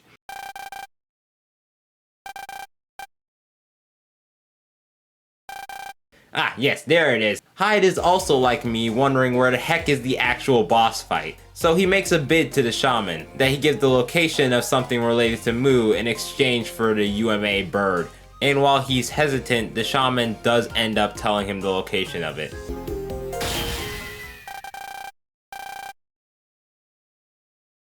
You know, turning into a bird humanoid, that's fine, but turning into just a full-on bird? Well, that's a bit of a reach there, guys. Upon arriving at the Echo Ridge Skyway, Gio gets a call from Bud saying that a giant bird has stopped them on their way to the airport, and is now making them turn back. Before Gio can even get a grasp on the situation, the bird cuts off the signal, and making us again going through another round of the Skywave is what I would say. But thankfully, the developers actually decided to be competent for once, At this point in the game, go talk to the guy behind the warp point, and he'll give you a license that can be used to open a door at the start of the skywave, and it will instantly teleport you to the Wazap skywave whenever you want to. Finally, after endless encounters with viruses on the stupid Cloudflare network, we can finally fast travel after going through this hellscape 3 times. But it's only for the Wazap area and no other areas of the game sadly, though this is still much a very helpful feature. Once you do that, make sure you pulse out so you'll instantly head back to Wazap to continue the story. Unfortunately, in my case, I completely forgot to talk to the guy, which backfired on me later because you'll be needing to go back there later on.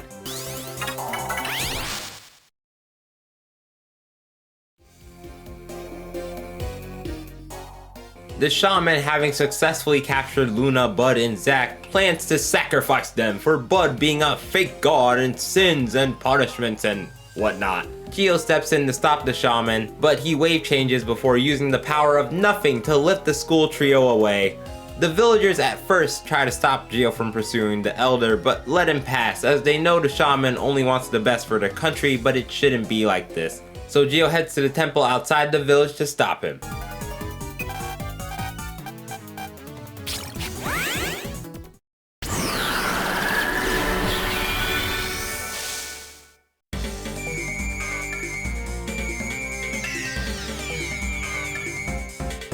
The Wazap Ruins is next on our quest of going through this game. The gist this time around is that there are these little red hurts who are spread across the area, and you'll need to collect them and put them into their respective pedestals to continue to the next area. Though, while you're collecting these bundles of fire, there will be a mini Condor flying above you, and if you are holding a flame hurts, then at specific points that are coded somewhere, it will attack. You gotta hide in these small crevices so that way the Condor can't grab the hurts. If you do lose a hurts, you'll take some damage, and that last hurts you just picked up will spawn back at the location they were found. This seems like a great dungeon, with the flow being simple to follow, and especially with the temple ruins aesthetic, made it seem like the perfect dungeon to be akin to Loch Ness. But the more I started to play, the less my satisfaction went up and the more irritated I got while playing it. Let's start with the second area. The first area isn't that too complicated, as it's when you're getting used to the gimmick. But when you're in the second area, that's when the game starts pulling the random bullshit at you. Because now you have to find multiple of them, and you have no idea where they are. And in tandem with dumb percentage factors, leads to this basically being a search quest with constant encounters that make the pace of the game feel stale after a while. Also in battle, these stupid fire looking guys that dance and sing are the worst type of enemy, and I hate them with every single atom in my body. Terra Condor, having the gang at the end of the ruins, decides that he is going to give him as an offering, stating that in Wazap, laughter is a symbol of happiness, so he's gonna...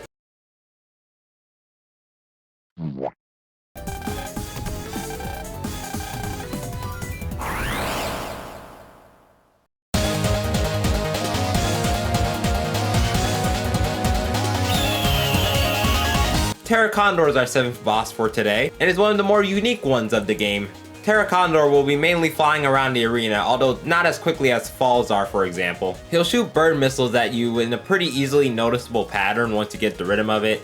He also starts firing lasers at you from all columns, but a neat thing I like is that you can actually destroy the side lasers, making it way more easier for yourself. Though his last attack, Flying Impact, will give you a run for your money, as in a 2-second window will just slam you front and back.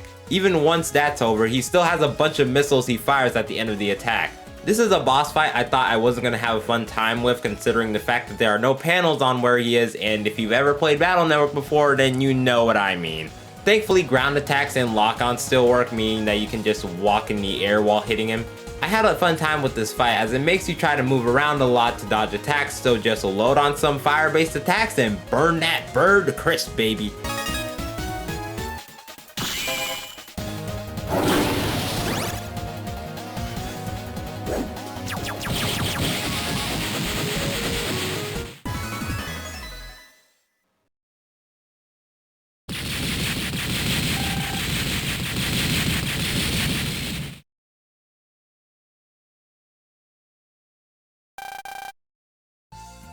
Defeated, the shaman laments that since they have tried to preserve their culture, they have only made slow advances in tech, infrastructure, etc. So by using Bud, he was planning on attracting tourists to gain wealth. Bud goes up to him and says that maybe if he would try to promote the fact that Wazap has good food, people would come here. So a few days later, he follows Bud's advice and tourists start to show up in Wazap, and it was all thanks to their great leader, Budicus.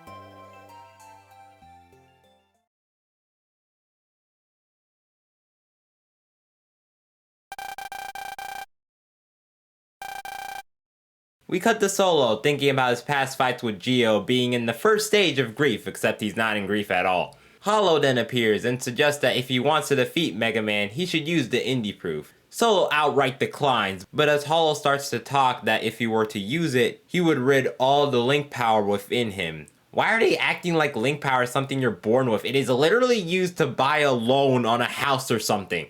Before Hollow leaves, Solo finally accepts his offer and takes the zone. Hollow says it'll take a bit of time for him to fully accept it, so that's probably bad, but that's not my problem.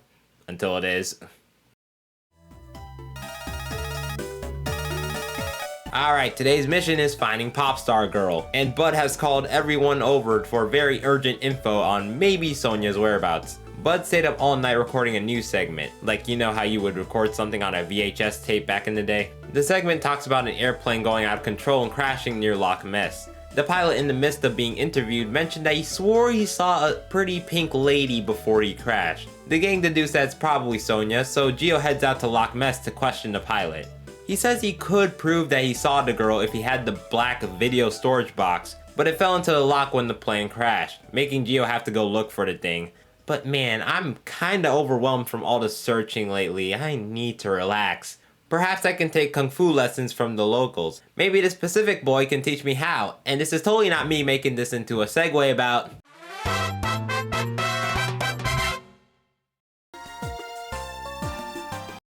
Hanging about in the village is fan design contest winner, the young boy, Kid Gruff. And noticing that Geo can wave change reveals that he can also wave change too. So he asks Geo for a sparring match, wanting him to meet near the windmill next to the village for their match.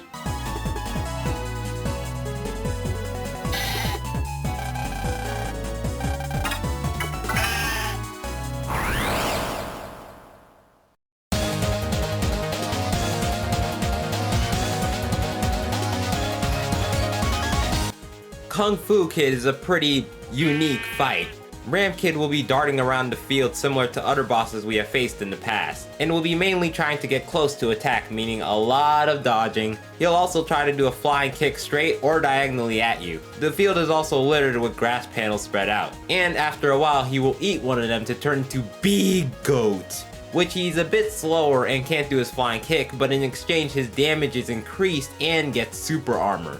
Finally, after a while, he'll spawn 2 clones to attack you on all panels, but you can just attack the real one and it'll just disappear. He's a pretty solid boss fight in my book. My only real disappointment isn't about the fight per se, but more about the fact that his backstory about him avenging his parents who got turned into goat stew didn't make it into the game.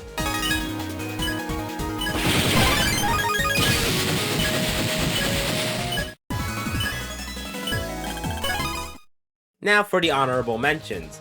First up is Claude Pincer's EM Waveform, Cancer Bubble. I like his design a lot being a crab, but the problem is that his boss fight is too easy, which led him to get cut off the list of boss fights I was covering. If he has any new techniques in Star Force 3, then I will cover him. Next up are the 2 post-game bosses, General Riga and Apollo Flame. I felt like they were pretty good boss fights with Ariga having his army to shield him and help him out while fighting, and Apollo having a fiery shield that you need to destroy before you can attack him. The only reason why they're not in here is because they're post-game bosses, and I was going to cover it. I had an entire script segment for this, but if you look at this video's runtime, yeah, we're not trying to pass 2 hours right now, guys. And with that all said, let's go back to the story. After grabbing the video box and a projector, Geo and the pilot watch the video, and the brunette is just barely able to see a glimpse of Sonia's waveform and decides to head over to the Bermuda Maze where the video was recorded. Woo, finally got done with this gate. Oh, hey there. Please don't go through that skate, man. I really worked hard finishing it after some pink lady went ahead and broke it, so can you please just...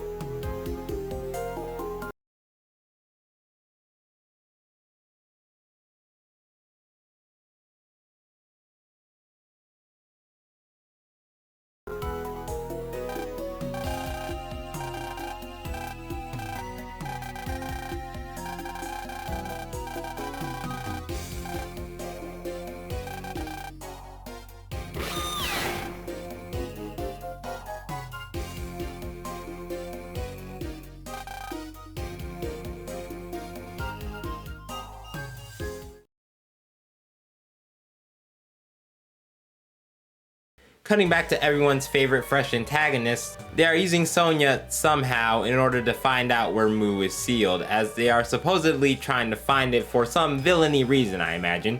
Hyde waltzes into the lair, pleading and simping for Vega to give him a chance to retrieve the OOPArt, but she dismisses him, rather sending Hollow to do the job, and very much infuriating Hyde. Oh no, we're back to Sad Boy again. Ever since getting back, Gio's been depressed, and so depressed that he won't answer anyone's call. So Luna has to send him a mail basically saying like, hey, I know you're depressed and all that, but I don't care, so talk up when I get there. Gio, not wanting to tell anybody what happened, decides to take off before they can all get there.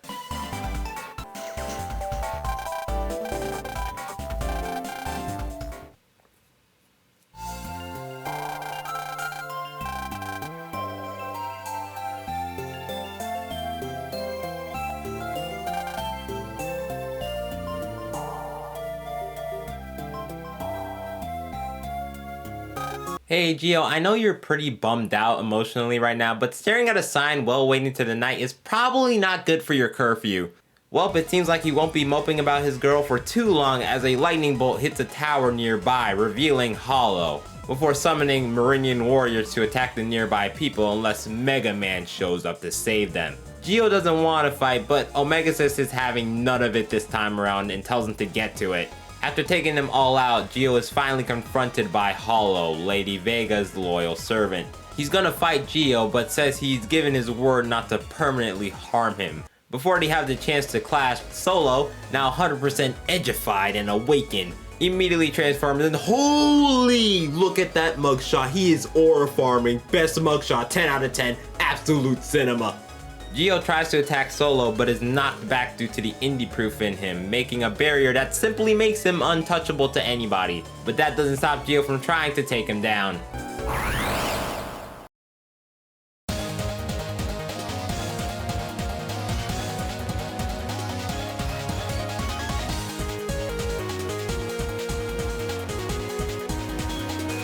Yeah, it's that jammer situation from before where you can't hit the boss at all, but the boss can still hit you things, so you just...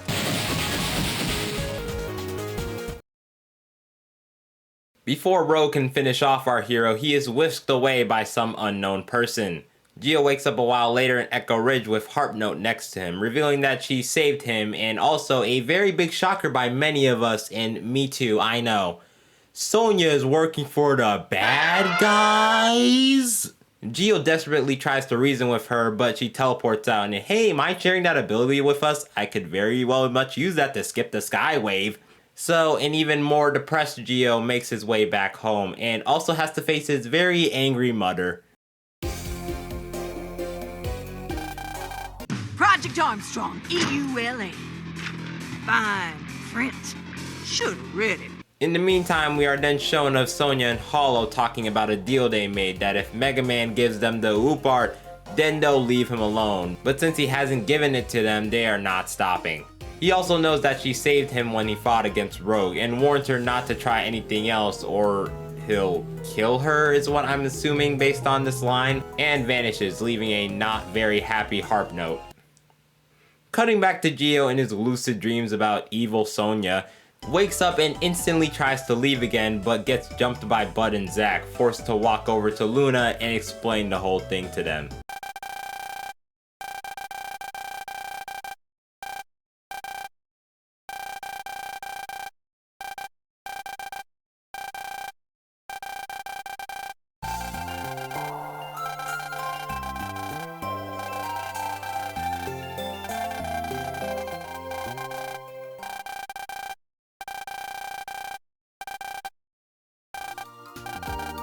Now that we no longer have sad Gio, he heads to the Bermuda Maze to find Sonia. So, have you just been here this entire time? Okay.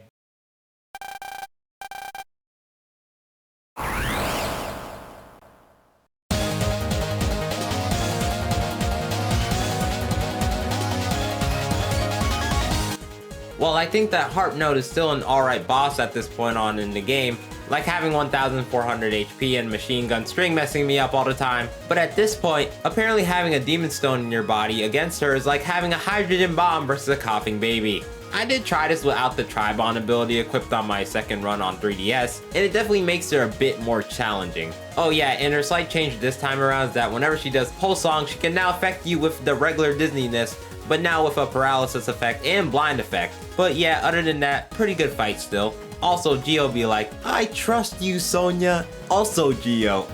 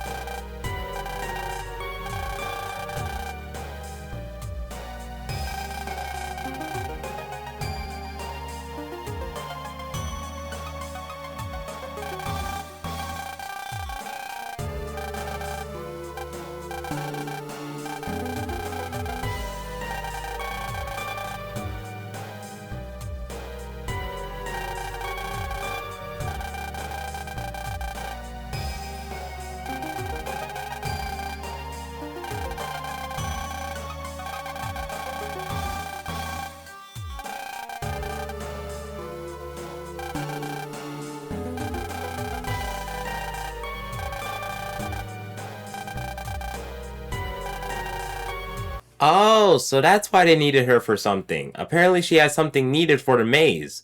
So I guess that we should all just pulse out and...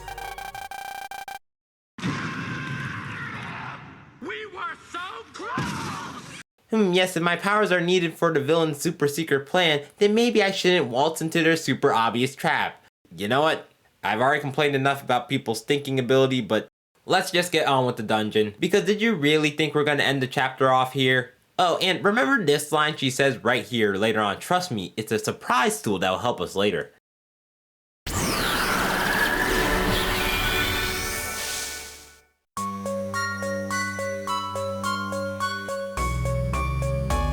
The Bermuda Maze is our second to last dungeon of the game, and it being a maze means that it's time for a bunch of puzzles. But thanks to what is Sonia translating the Hertz words, we'll be able to make it through just fine. The first one is following a guy and not to lose him type thing. Think of the forest area from Super Mario RPG, one of my favorite RPGs ever by the way, where you follow Geno throughout the maze, similarly done here. The next part though is a series of riddles that you must discern the true words of EM waves and let the stars guide you down the right path. The top screen will now have 4 colored stars, and all the rooms up next will at least have 4 colored hertz. And usually the clue to going the right way is whatever star in the sky matches with the hertz, but sometimes it's also text-based too. Most of these you'll probably be fine figuring out, but only one actually got me, and do not go the wrong way or else you'll get into a bunch of virus battles that most likely will almost kill you.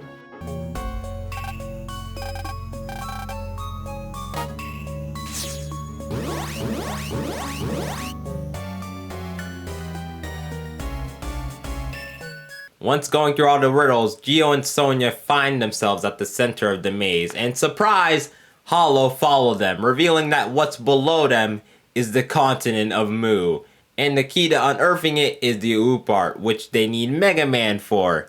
You see why I was so annoyed earlier?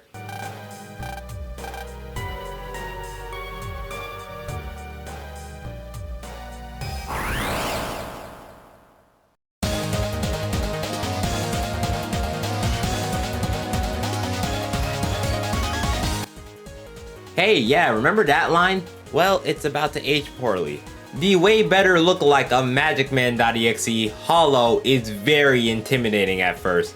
He has 6 panels that summon viruses that counter the element of your transformation. He also has an invulnerable shield every time before he teleports, His Thunder Bazooka is also a heavy hitter, also having another version but with more range throughout your panels. Finally, he has a Thunder attack because he's an elect type. Of course he has to have a Thunder attack. Man, this boss fight seems pretty good. If you get hit by his viruses, then you can't use your transformation. It has a bunch of attacks that make you dodge, and he has a very alright window for you to attack. It's a very well placed boss before the endgame that is definitely difficult.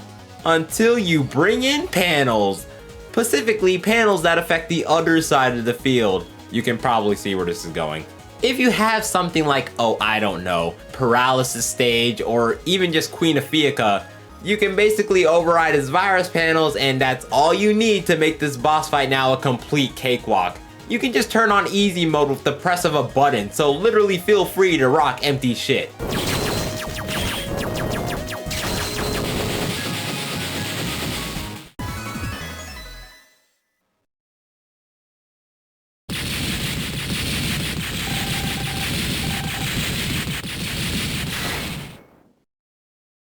Hollow flees before he can explode like most of these guys, but we aren't done yet as Solo appears, instantly changing form to be Geo again. Sonia steps in front of Geo and blasts him away before Rogue sets his sight onto her.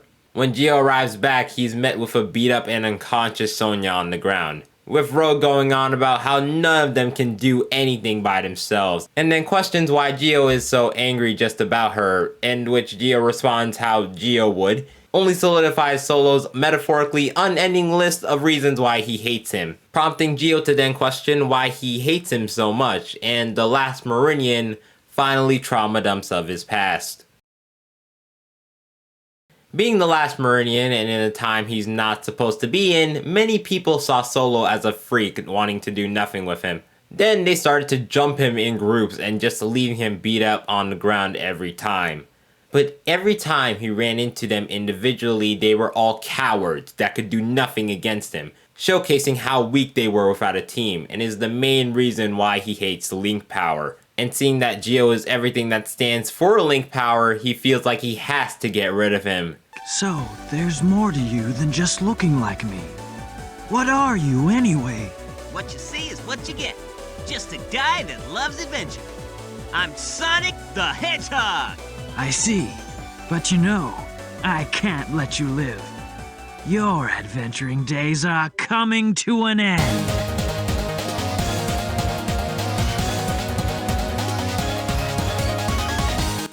Rogue is exactly the same at first, with albeit an intimidating presence, until you get him down around 500 HP or half his health, which then he decides to pull out the blade, and this is really where you need to lock in. Rogue will now be constantly swiping during this next phase. His multi-hit blade swings also don't give you invincibility frames, so when he does his projectile slash, after you either need to move quickly or block it.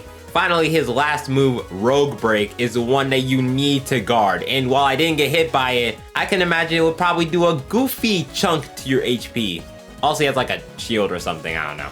I like that this boss fight is definitely a fake out at first before the real stuff happens, and is definitely fitting for the near end of the game.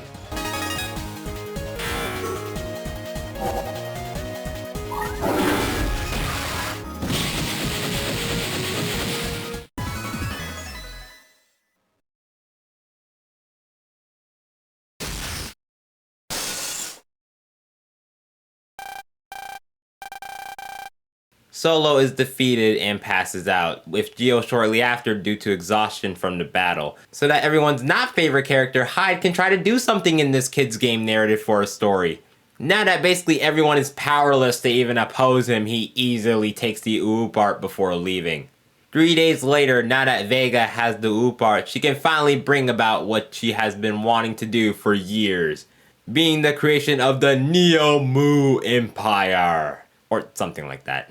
So as a reward for retrieving the stone, Vega finally decides to show Hyde her true self.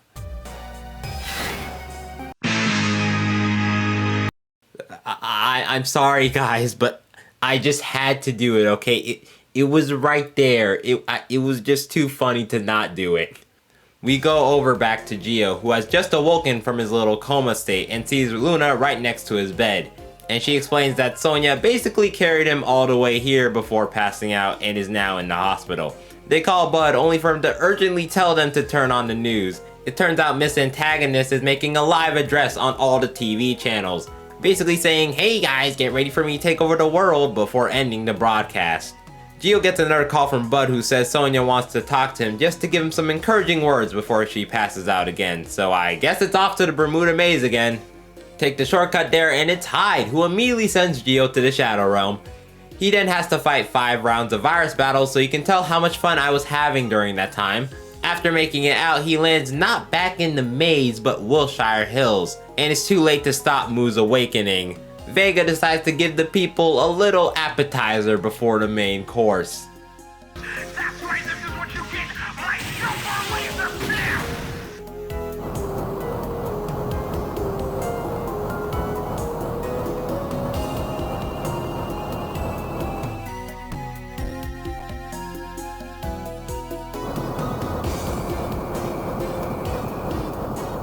She says that by tomorrow, they will all know Moo's true power before the entire thing vanishes.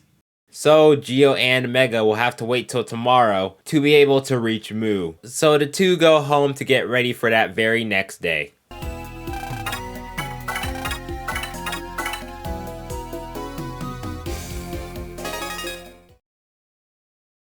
Today's the day that Moo appears, and Vega decides to have a little test to see if anyone could be worthy of joining her new empire, before sending clones of the UMAs that Gio fought to harass the public spectators watching.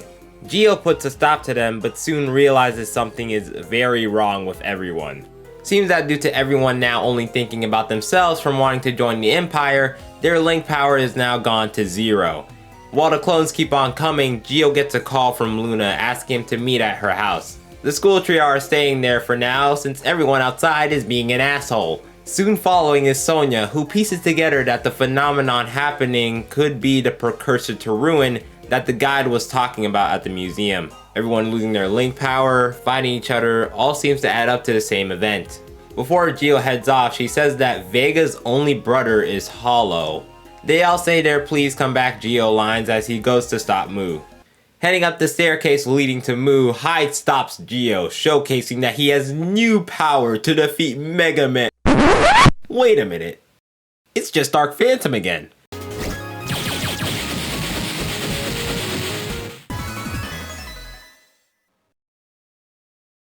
Hyde begs Vega to give him just a little more power, please, my queen. She revives all his power, and it seems like another battle is at hand when Rogue steps in, because he's missing out on all the fun that's going on over here. Rogue points out the fact that Hyde is literally a coward for letting his own team doing all the work, winding down Megaman before stealing the kill and the victory royale. He also points out that Hyde is just acting like a simp towards Vega, as if it wasn't for her, he would be out on the streets right now. And Hyde has a very big temper tantrum. Jeez, rude, interrupting me in the middle of my speech.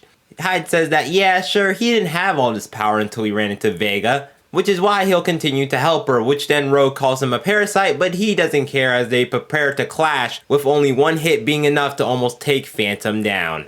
He pleads to Vega again for strength. Then Hollow appears to supposedly help him, before using his position as VP of the Neo-Mu Empire to let go of Hyde before he teleports away. Gio and Solo comment on their rival battle, but Rogue still has some business with Vega to take care of before dipping the place. And this entire cutscene just made me realize that Hyde is probably one of the most uninteresting written character in the entire whole Mega Man franchise. Yes, franchise. Hyde didn't have a Fade to Black backstory or anything like that. He just had these few lines that he says when it gets mentioned, and that's that. Hyde is just here to be an average Reddit mod and be discarded away from the story.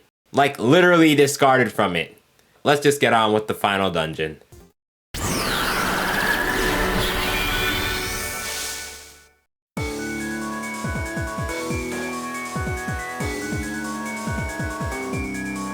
The Continent of Mu is the final dungeon of the game. The 3 rooms that Gio must go through have doors locked behind 4 runes that you'll have to collect throughout each area. The catch is that when you step onto a wave road or an area, you activate the security system which summons warriors that will roam around. Running into one of them will trigger a little touchscreen minigame to draw runes on the warriors to easily destroy it without initiating the battle. Pretty easy unless you were like me the first time playing this on a non-touchscreen DS, which in that case I hope you're ready for a lot of battling. Once grabbing the 4 runes and bringing it to the door, you'll then have to draw them in the correct order, and this is where I got stumped. What I think you're supposed to do is go to the key items menu and read what each rune has and then match them up from beginning to end. But I didn't get it at all, so I just resorted to the good old guide for answers. But other than playing this on a computer while also not understanding how to solve puzzles, this dungeon is pretty alright. Of course, being a Mega Man game and the final dungeon, this is where we have our expected boss rush to come in.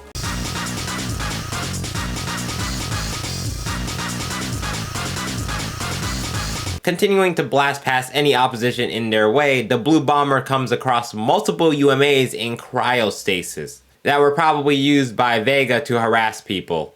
Continuing on, the two come face to face with Hollow again, seeming like another reused fight, but thankfully Rogue intervenes. Hollow tries to blindside him with the fact that, you know, our actual dream was to find Moo and help you, but he's not falling for that shit. Hollow then goes to Plan B using his own black hole device to have all of them fight in the Undimension. But Rogue says otherwise, meaning it's a straight shot for Vega and the end of this game. Which is good because I'm starting to run out of things to say.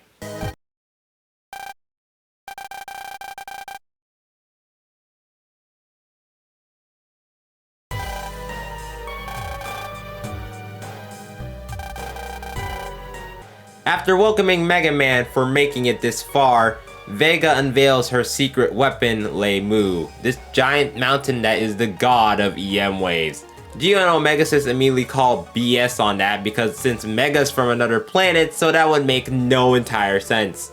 She keeps going on about the Mu people and how they received this blessing from Laymu in order to make their civilization prosper. She then offers the chance for Geo to join her empire, seeing that he's come this far, and enlightens him on her past. Vega is from the Tanabada Kingdom, a very small country that was very poor due to the multiple wars happening constantly. Vega studied hard to become a scientist to get out of the country, but a short while before she left, something very important to her was lost. And fed up with the ruler, who would constantly start said wars over small things and spend money on these wars rather than help his own people, but no matter what, people still followed him. Once becoming a scientist, she even saw this happening in other places, realizing to herself that the only way to get rid of these fools was to become a god, which is where Laymu comes in.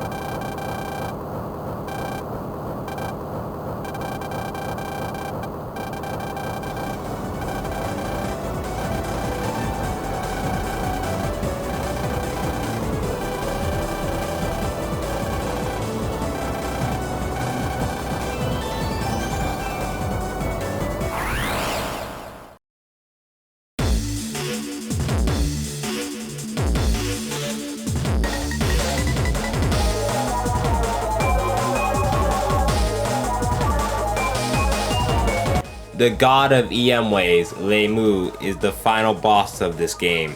It's stated in the complete works to be a giant stationary EM castle, and I kid you not, the director of this game even stated that Laymu is the big daddy of all star carriers. That is just a wild statement to make and pretty funny to me. Anyways, Laymu will be constantly summoning vortexes beneath you, while also taking a page out of Hollow's book, being able to summon tiny elemental warriors to attack. It also materializes giant drills and swords to try and skewer you into a mega kebab. Laymu has 2 phases, with the first one having you break its shell that has 3 levels. That takes 3 turns of spamming buster shots and mad Vulcans to destroy its shell. Which then its second phase happens where, hang on a second. This movement seems familiar.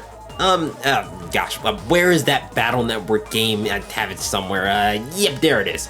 Laymu's second phase is very similar to Duo's movement in Battle Network 4, where he jumps around a row with the core being the weak spot. If we want to take this further, you could say that Duo's and Laymu's attack pattern are very similar, with both having attacks that force you to move constantly around the field. You know what? Maybe the stars were aligning for everyone to make fun of this game back then. Continuing on with the second phase, the attacks will get faster. Then he has his frick you I win button if you're at low enough health, sending a giant laser that if you don't block perfectly, you just die. This final boss is a pretty big upgrade compared to Andromeda. The problem with Andromeda, which I kind of explained in the Star Force 1 retrospective, was that he felt underwhelming. Not having many attacks that force you to move, aside from the meteors he chucks at you and his big laser, since everything else can be blocked. Here you are constantly moving, needing to move from attacks, and having an attack that literally requires you to perfectly guard is something that really challenges how much you have learned throughout the game. So I definitely will be putting Laymu above Andromeda on the final boss tier list, and definitely somewhere near Alpha's level of hard.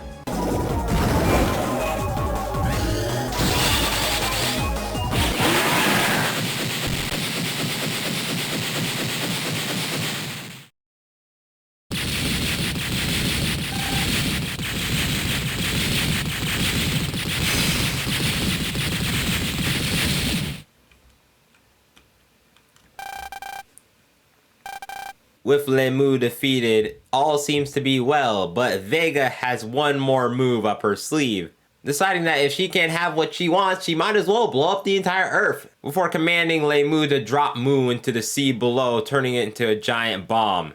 Whilst all of this, Hollow and Rogue have been duking it out in the Undimension, until Hollow, sensing that Vega is in danger, teleports out of the zone and arrives to face off Geo. Geo attacks only to find a human beneath the cloak, or rather a human matter wave, as Vega finally explains to him how all of this came to be. Back when Vega still lived in Tenabida, she had a childhood friend named Altair, and when they grew up they wed and were happy, until a war broke out that Altair was drafted to fight in, which unfortunately he never came back from. That was when Vega decided to pursue her career as a scientist before finally bringing him back and making him the first matter wave, which another person used to create the matter waves that people use now. While this matter wave was a successful version of Altair, it was only physically, no memories of who he was prior, just a loyal servant. A while passes before Vega finally snapped and wanted to rid the fools of the world. Once discovering the relics of Mu, she modified Altair into a battle form to what is today Hollow, and set her plans into motion. Back to reality, Laymu starts to explode, knocking back everyone back to the entrance. Geo and Vega are alright, but Hollow took the blast for Vega, and therefore is badly damaged. Now, the next scene I'm about to show you was so unbelievable that I actually had barely anything to say about it or even try to narrate on about it. So, just take a look.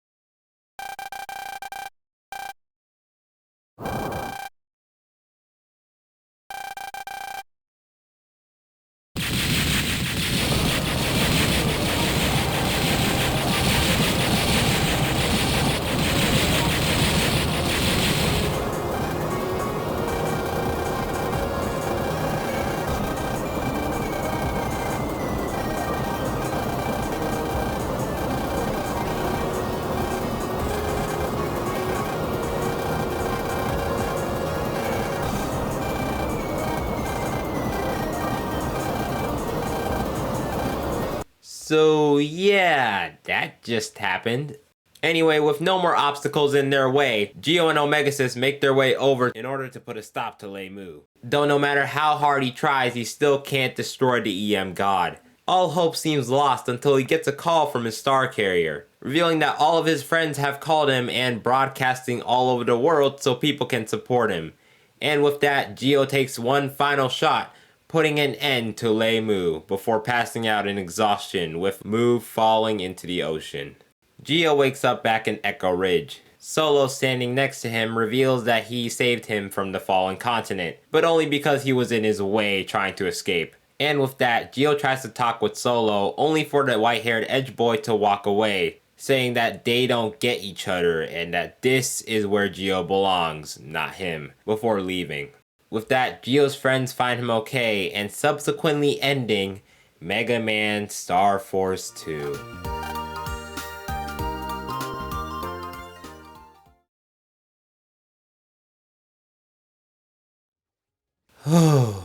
Alright, where do I even begin? When I was first made aware of people saying that this game being the worst in the series and how they emphasized it, I was expecting the most gut-wrenching feeling ever inside of me while trying to crawl towards the finish line to end my suffering, and they are absolutely correct. It is the worst in the series by far, but saying it's downright bad might be an overstatement in my opinion. So let's start by highlighting all the good stuff that this game has to offer before we delve into all the negative ramblings that you might have heard already. First of all, this game's gameplay is absolutely amazing. It's just the same as the first game, which is a good thing, as while I do think they could have added mechanics to the base gameplay, which I did talk about last time, it still is pretty good. Another thing I think helps the gameplay a lot is the tribe forms. I saw a couple of comments from some people saying that they're bad, but I don't see it really.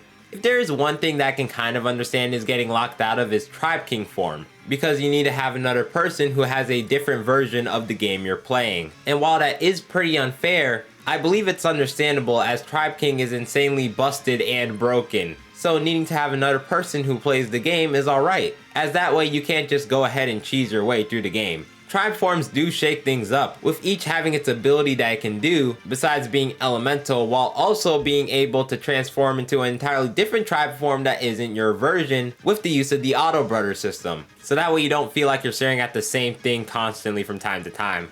Star Force 2 also having a total of 11 forms, which is something that is an entirely new record for the RPG series. I also do like them replacing the art design with a mix of BN 1 and 3 and 4 and 6. As well as kind of liking the new abilities using link power, which I have conflicting feelings on because on one hand it's fine because I criticized Star Force 1 for having some bad difficulty curving, but at the same time it's kind of hard to feel like you're progressing when you have 310 health with a Terra Condor with over 1000 HP, and don't know the attack pattern so you just die. But yeah, these are all the things I like about the game. And now it's the time where I absolutely massacre it. Let's just get started with the elephant in the room. Who in the dev team decided that making the encounter rate like every 5 seconds was a good idea? I'm taking a nice jog and only a few simple steps and then BAM! I'm thrown into a virus battle. This basically ruins a lot of the dungeons for me, even the ones that I enjoy, as you'll be constantly having battles while trying to just continue on with the game. This also is one thing that drags down being in waveform, as you now constantly are at a snail's pace trying to get to your destination. So while I do like the gameplay, I just don't like the rate of these encounters, man. Cause after fighting the same viruses, it gets boring and unfreshing. But that's not the only thing that drags this game down, as who in their mind thought this story was good? I've already shown you the more cringe moments of the story, but as definitely some people would say, this game could have literally been a transition from Star Force 1 to 3. Now, I don't entirely hate the whole package story we have. I think that Geo, who we knew as pretty antisocial at the start of the first game, grows to have more trust and gains new friends that he hangs out with, and seeing that in the game is good as it shows that growth. The story really drags down after chapter 3 where Geo's friends get teleported to different places, as now the story feels like it's dragging on. Like chapters 4, 5, and 6 did not need to exist. It's summed up to where at first it was like they're making a cake, right? And it was for Battle Network. And then completely remembering that they're making a Star Force game, and then added a smaller cake on top of the original cake, housing all the competent story moments. At least that's how I thought of it in my head. Speaking of writing in the story, Solo, who is a new character in this game, is someone I feel like is not very done well. Now, I'm not a writer, obviously, besides from doing these videos and some essays for school, but I think that they could have done a better job with Solo, especially when he's a new character, of course. Being a rival, he's obviously very antagonistic, fights the main character / protagonist, or usually has opposing ideals, or just does not like the protagonist. All of that is fine, classic edgy boy behavior. The problem I have with this game is that a guy named Solo, who very clearly hates friends and working with people, is working with the villains. And the game does not elaborate in the slightest on why he joined Vega and was helping her. The anime, I feel like, does a way better job at this, as he just appears, not working with Vega, but rather being a guardian trying to make sure Mu doesn't awaken and destroy the world. Which feels like a better story compared to the lack of explanation in the actual game the thing was based off of.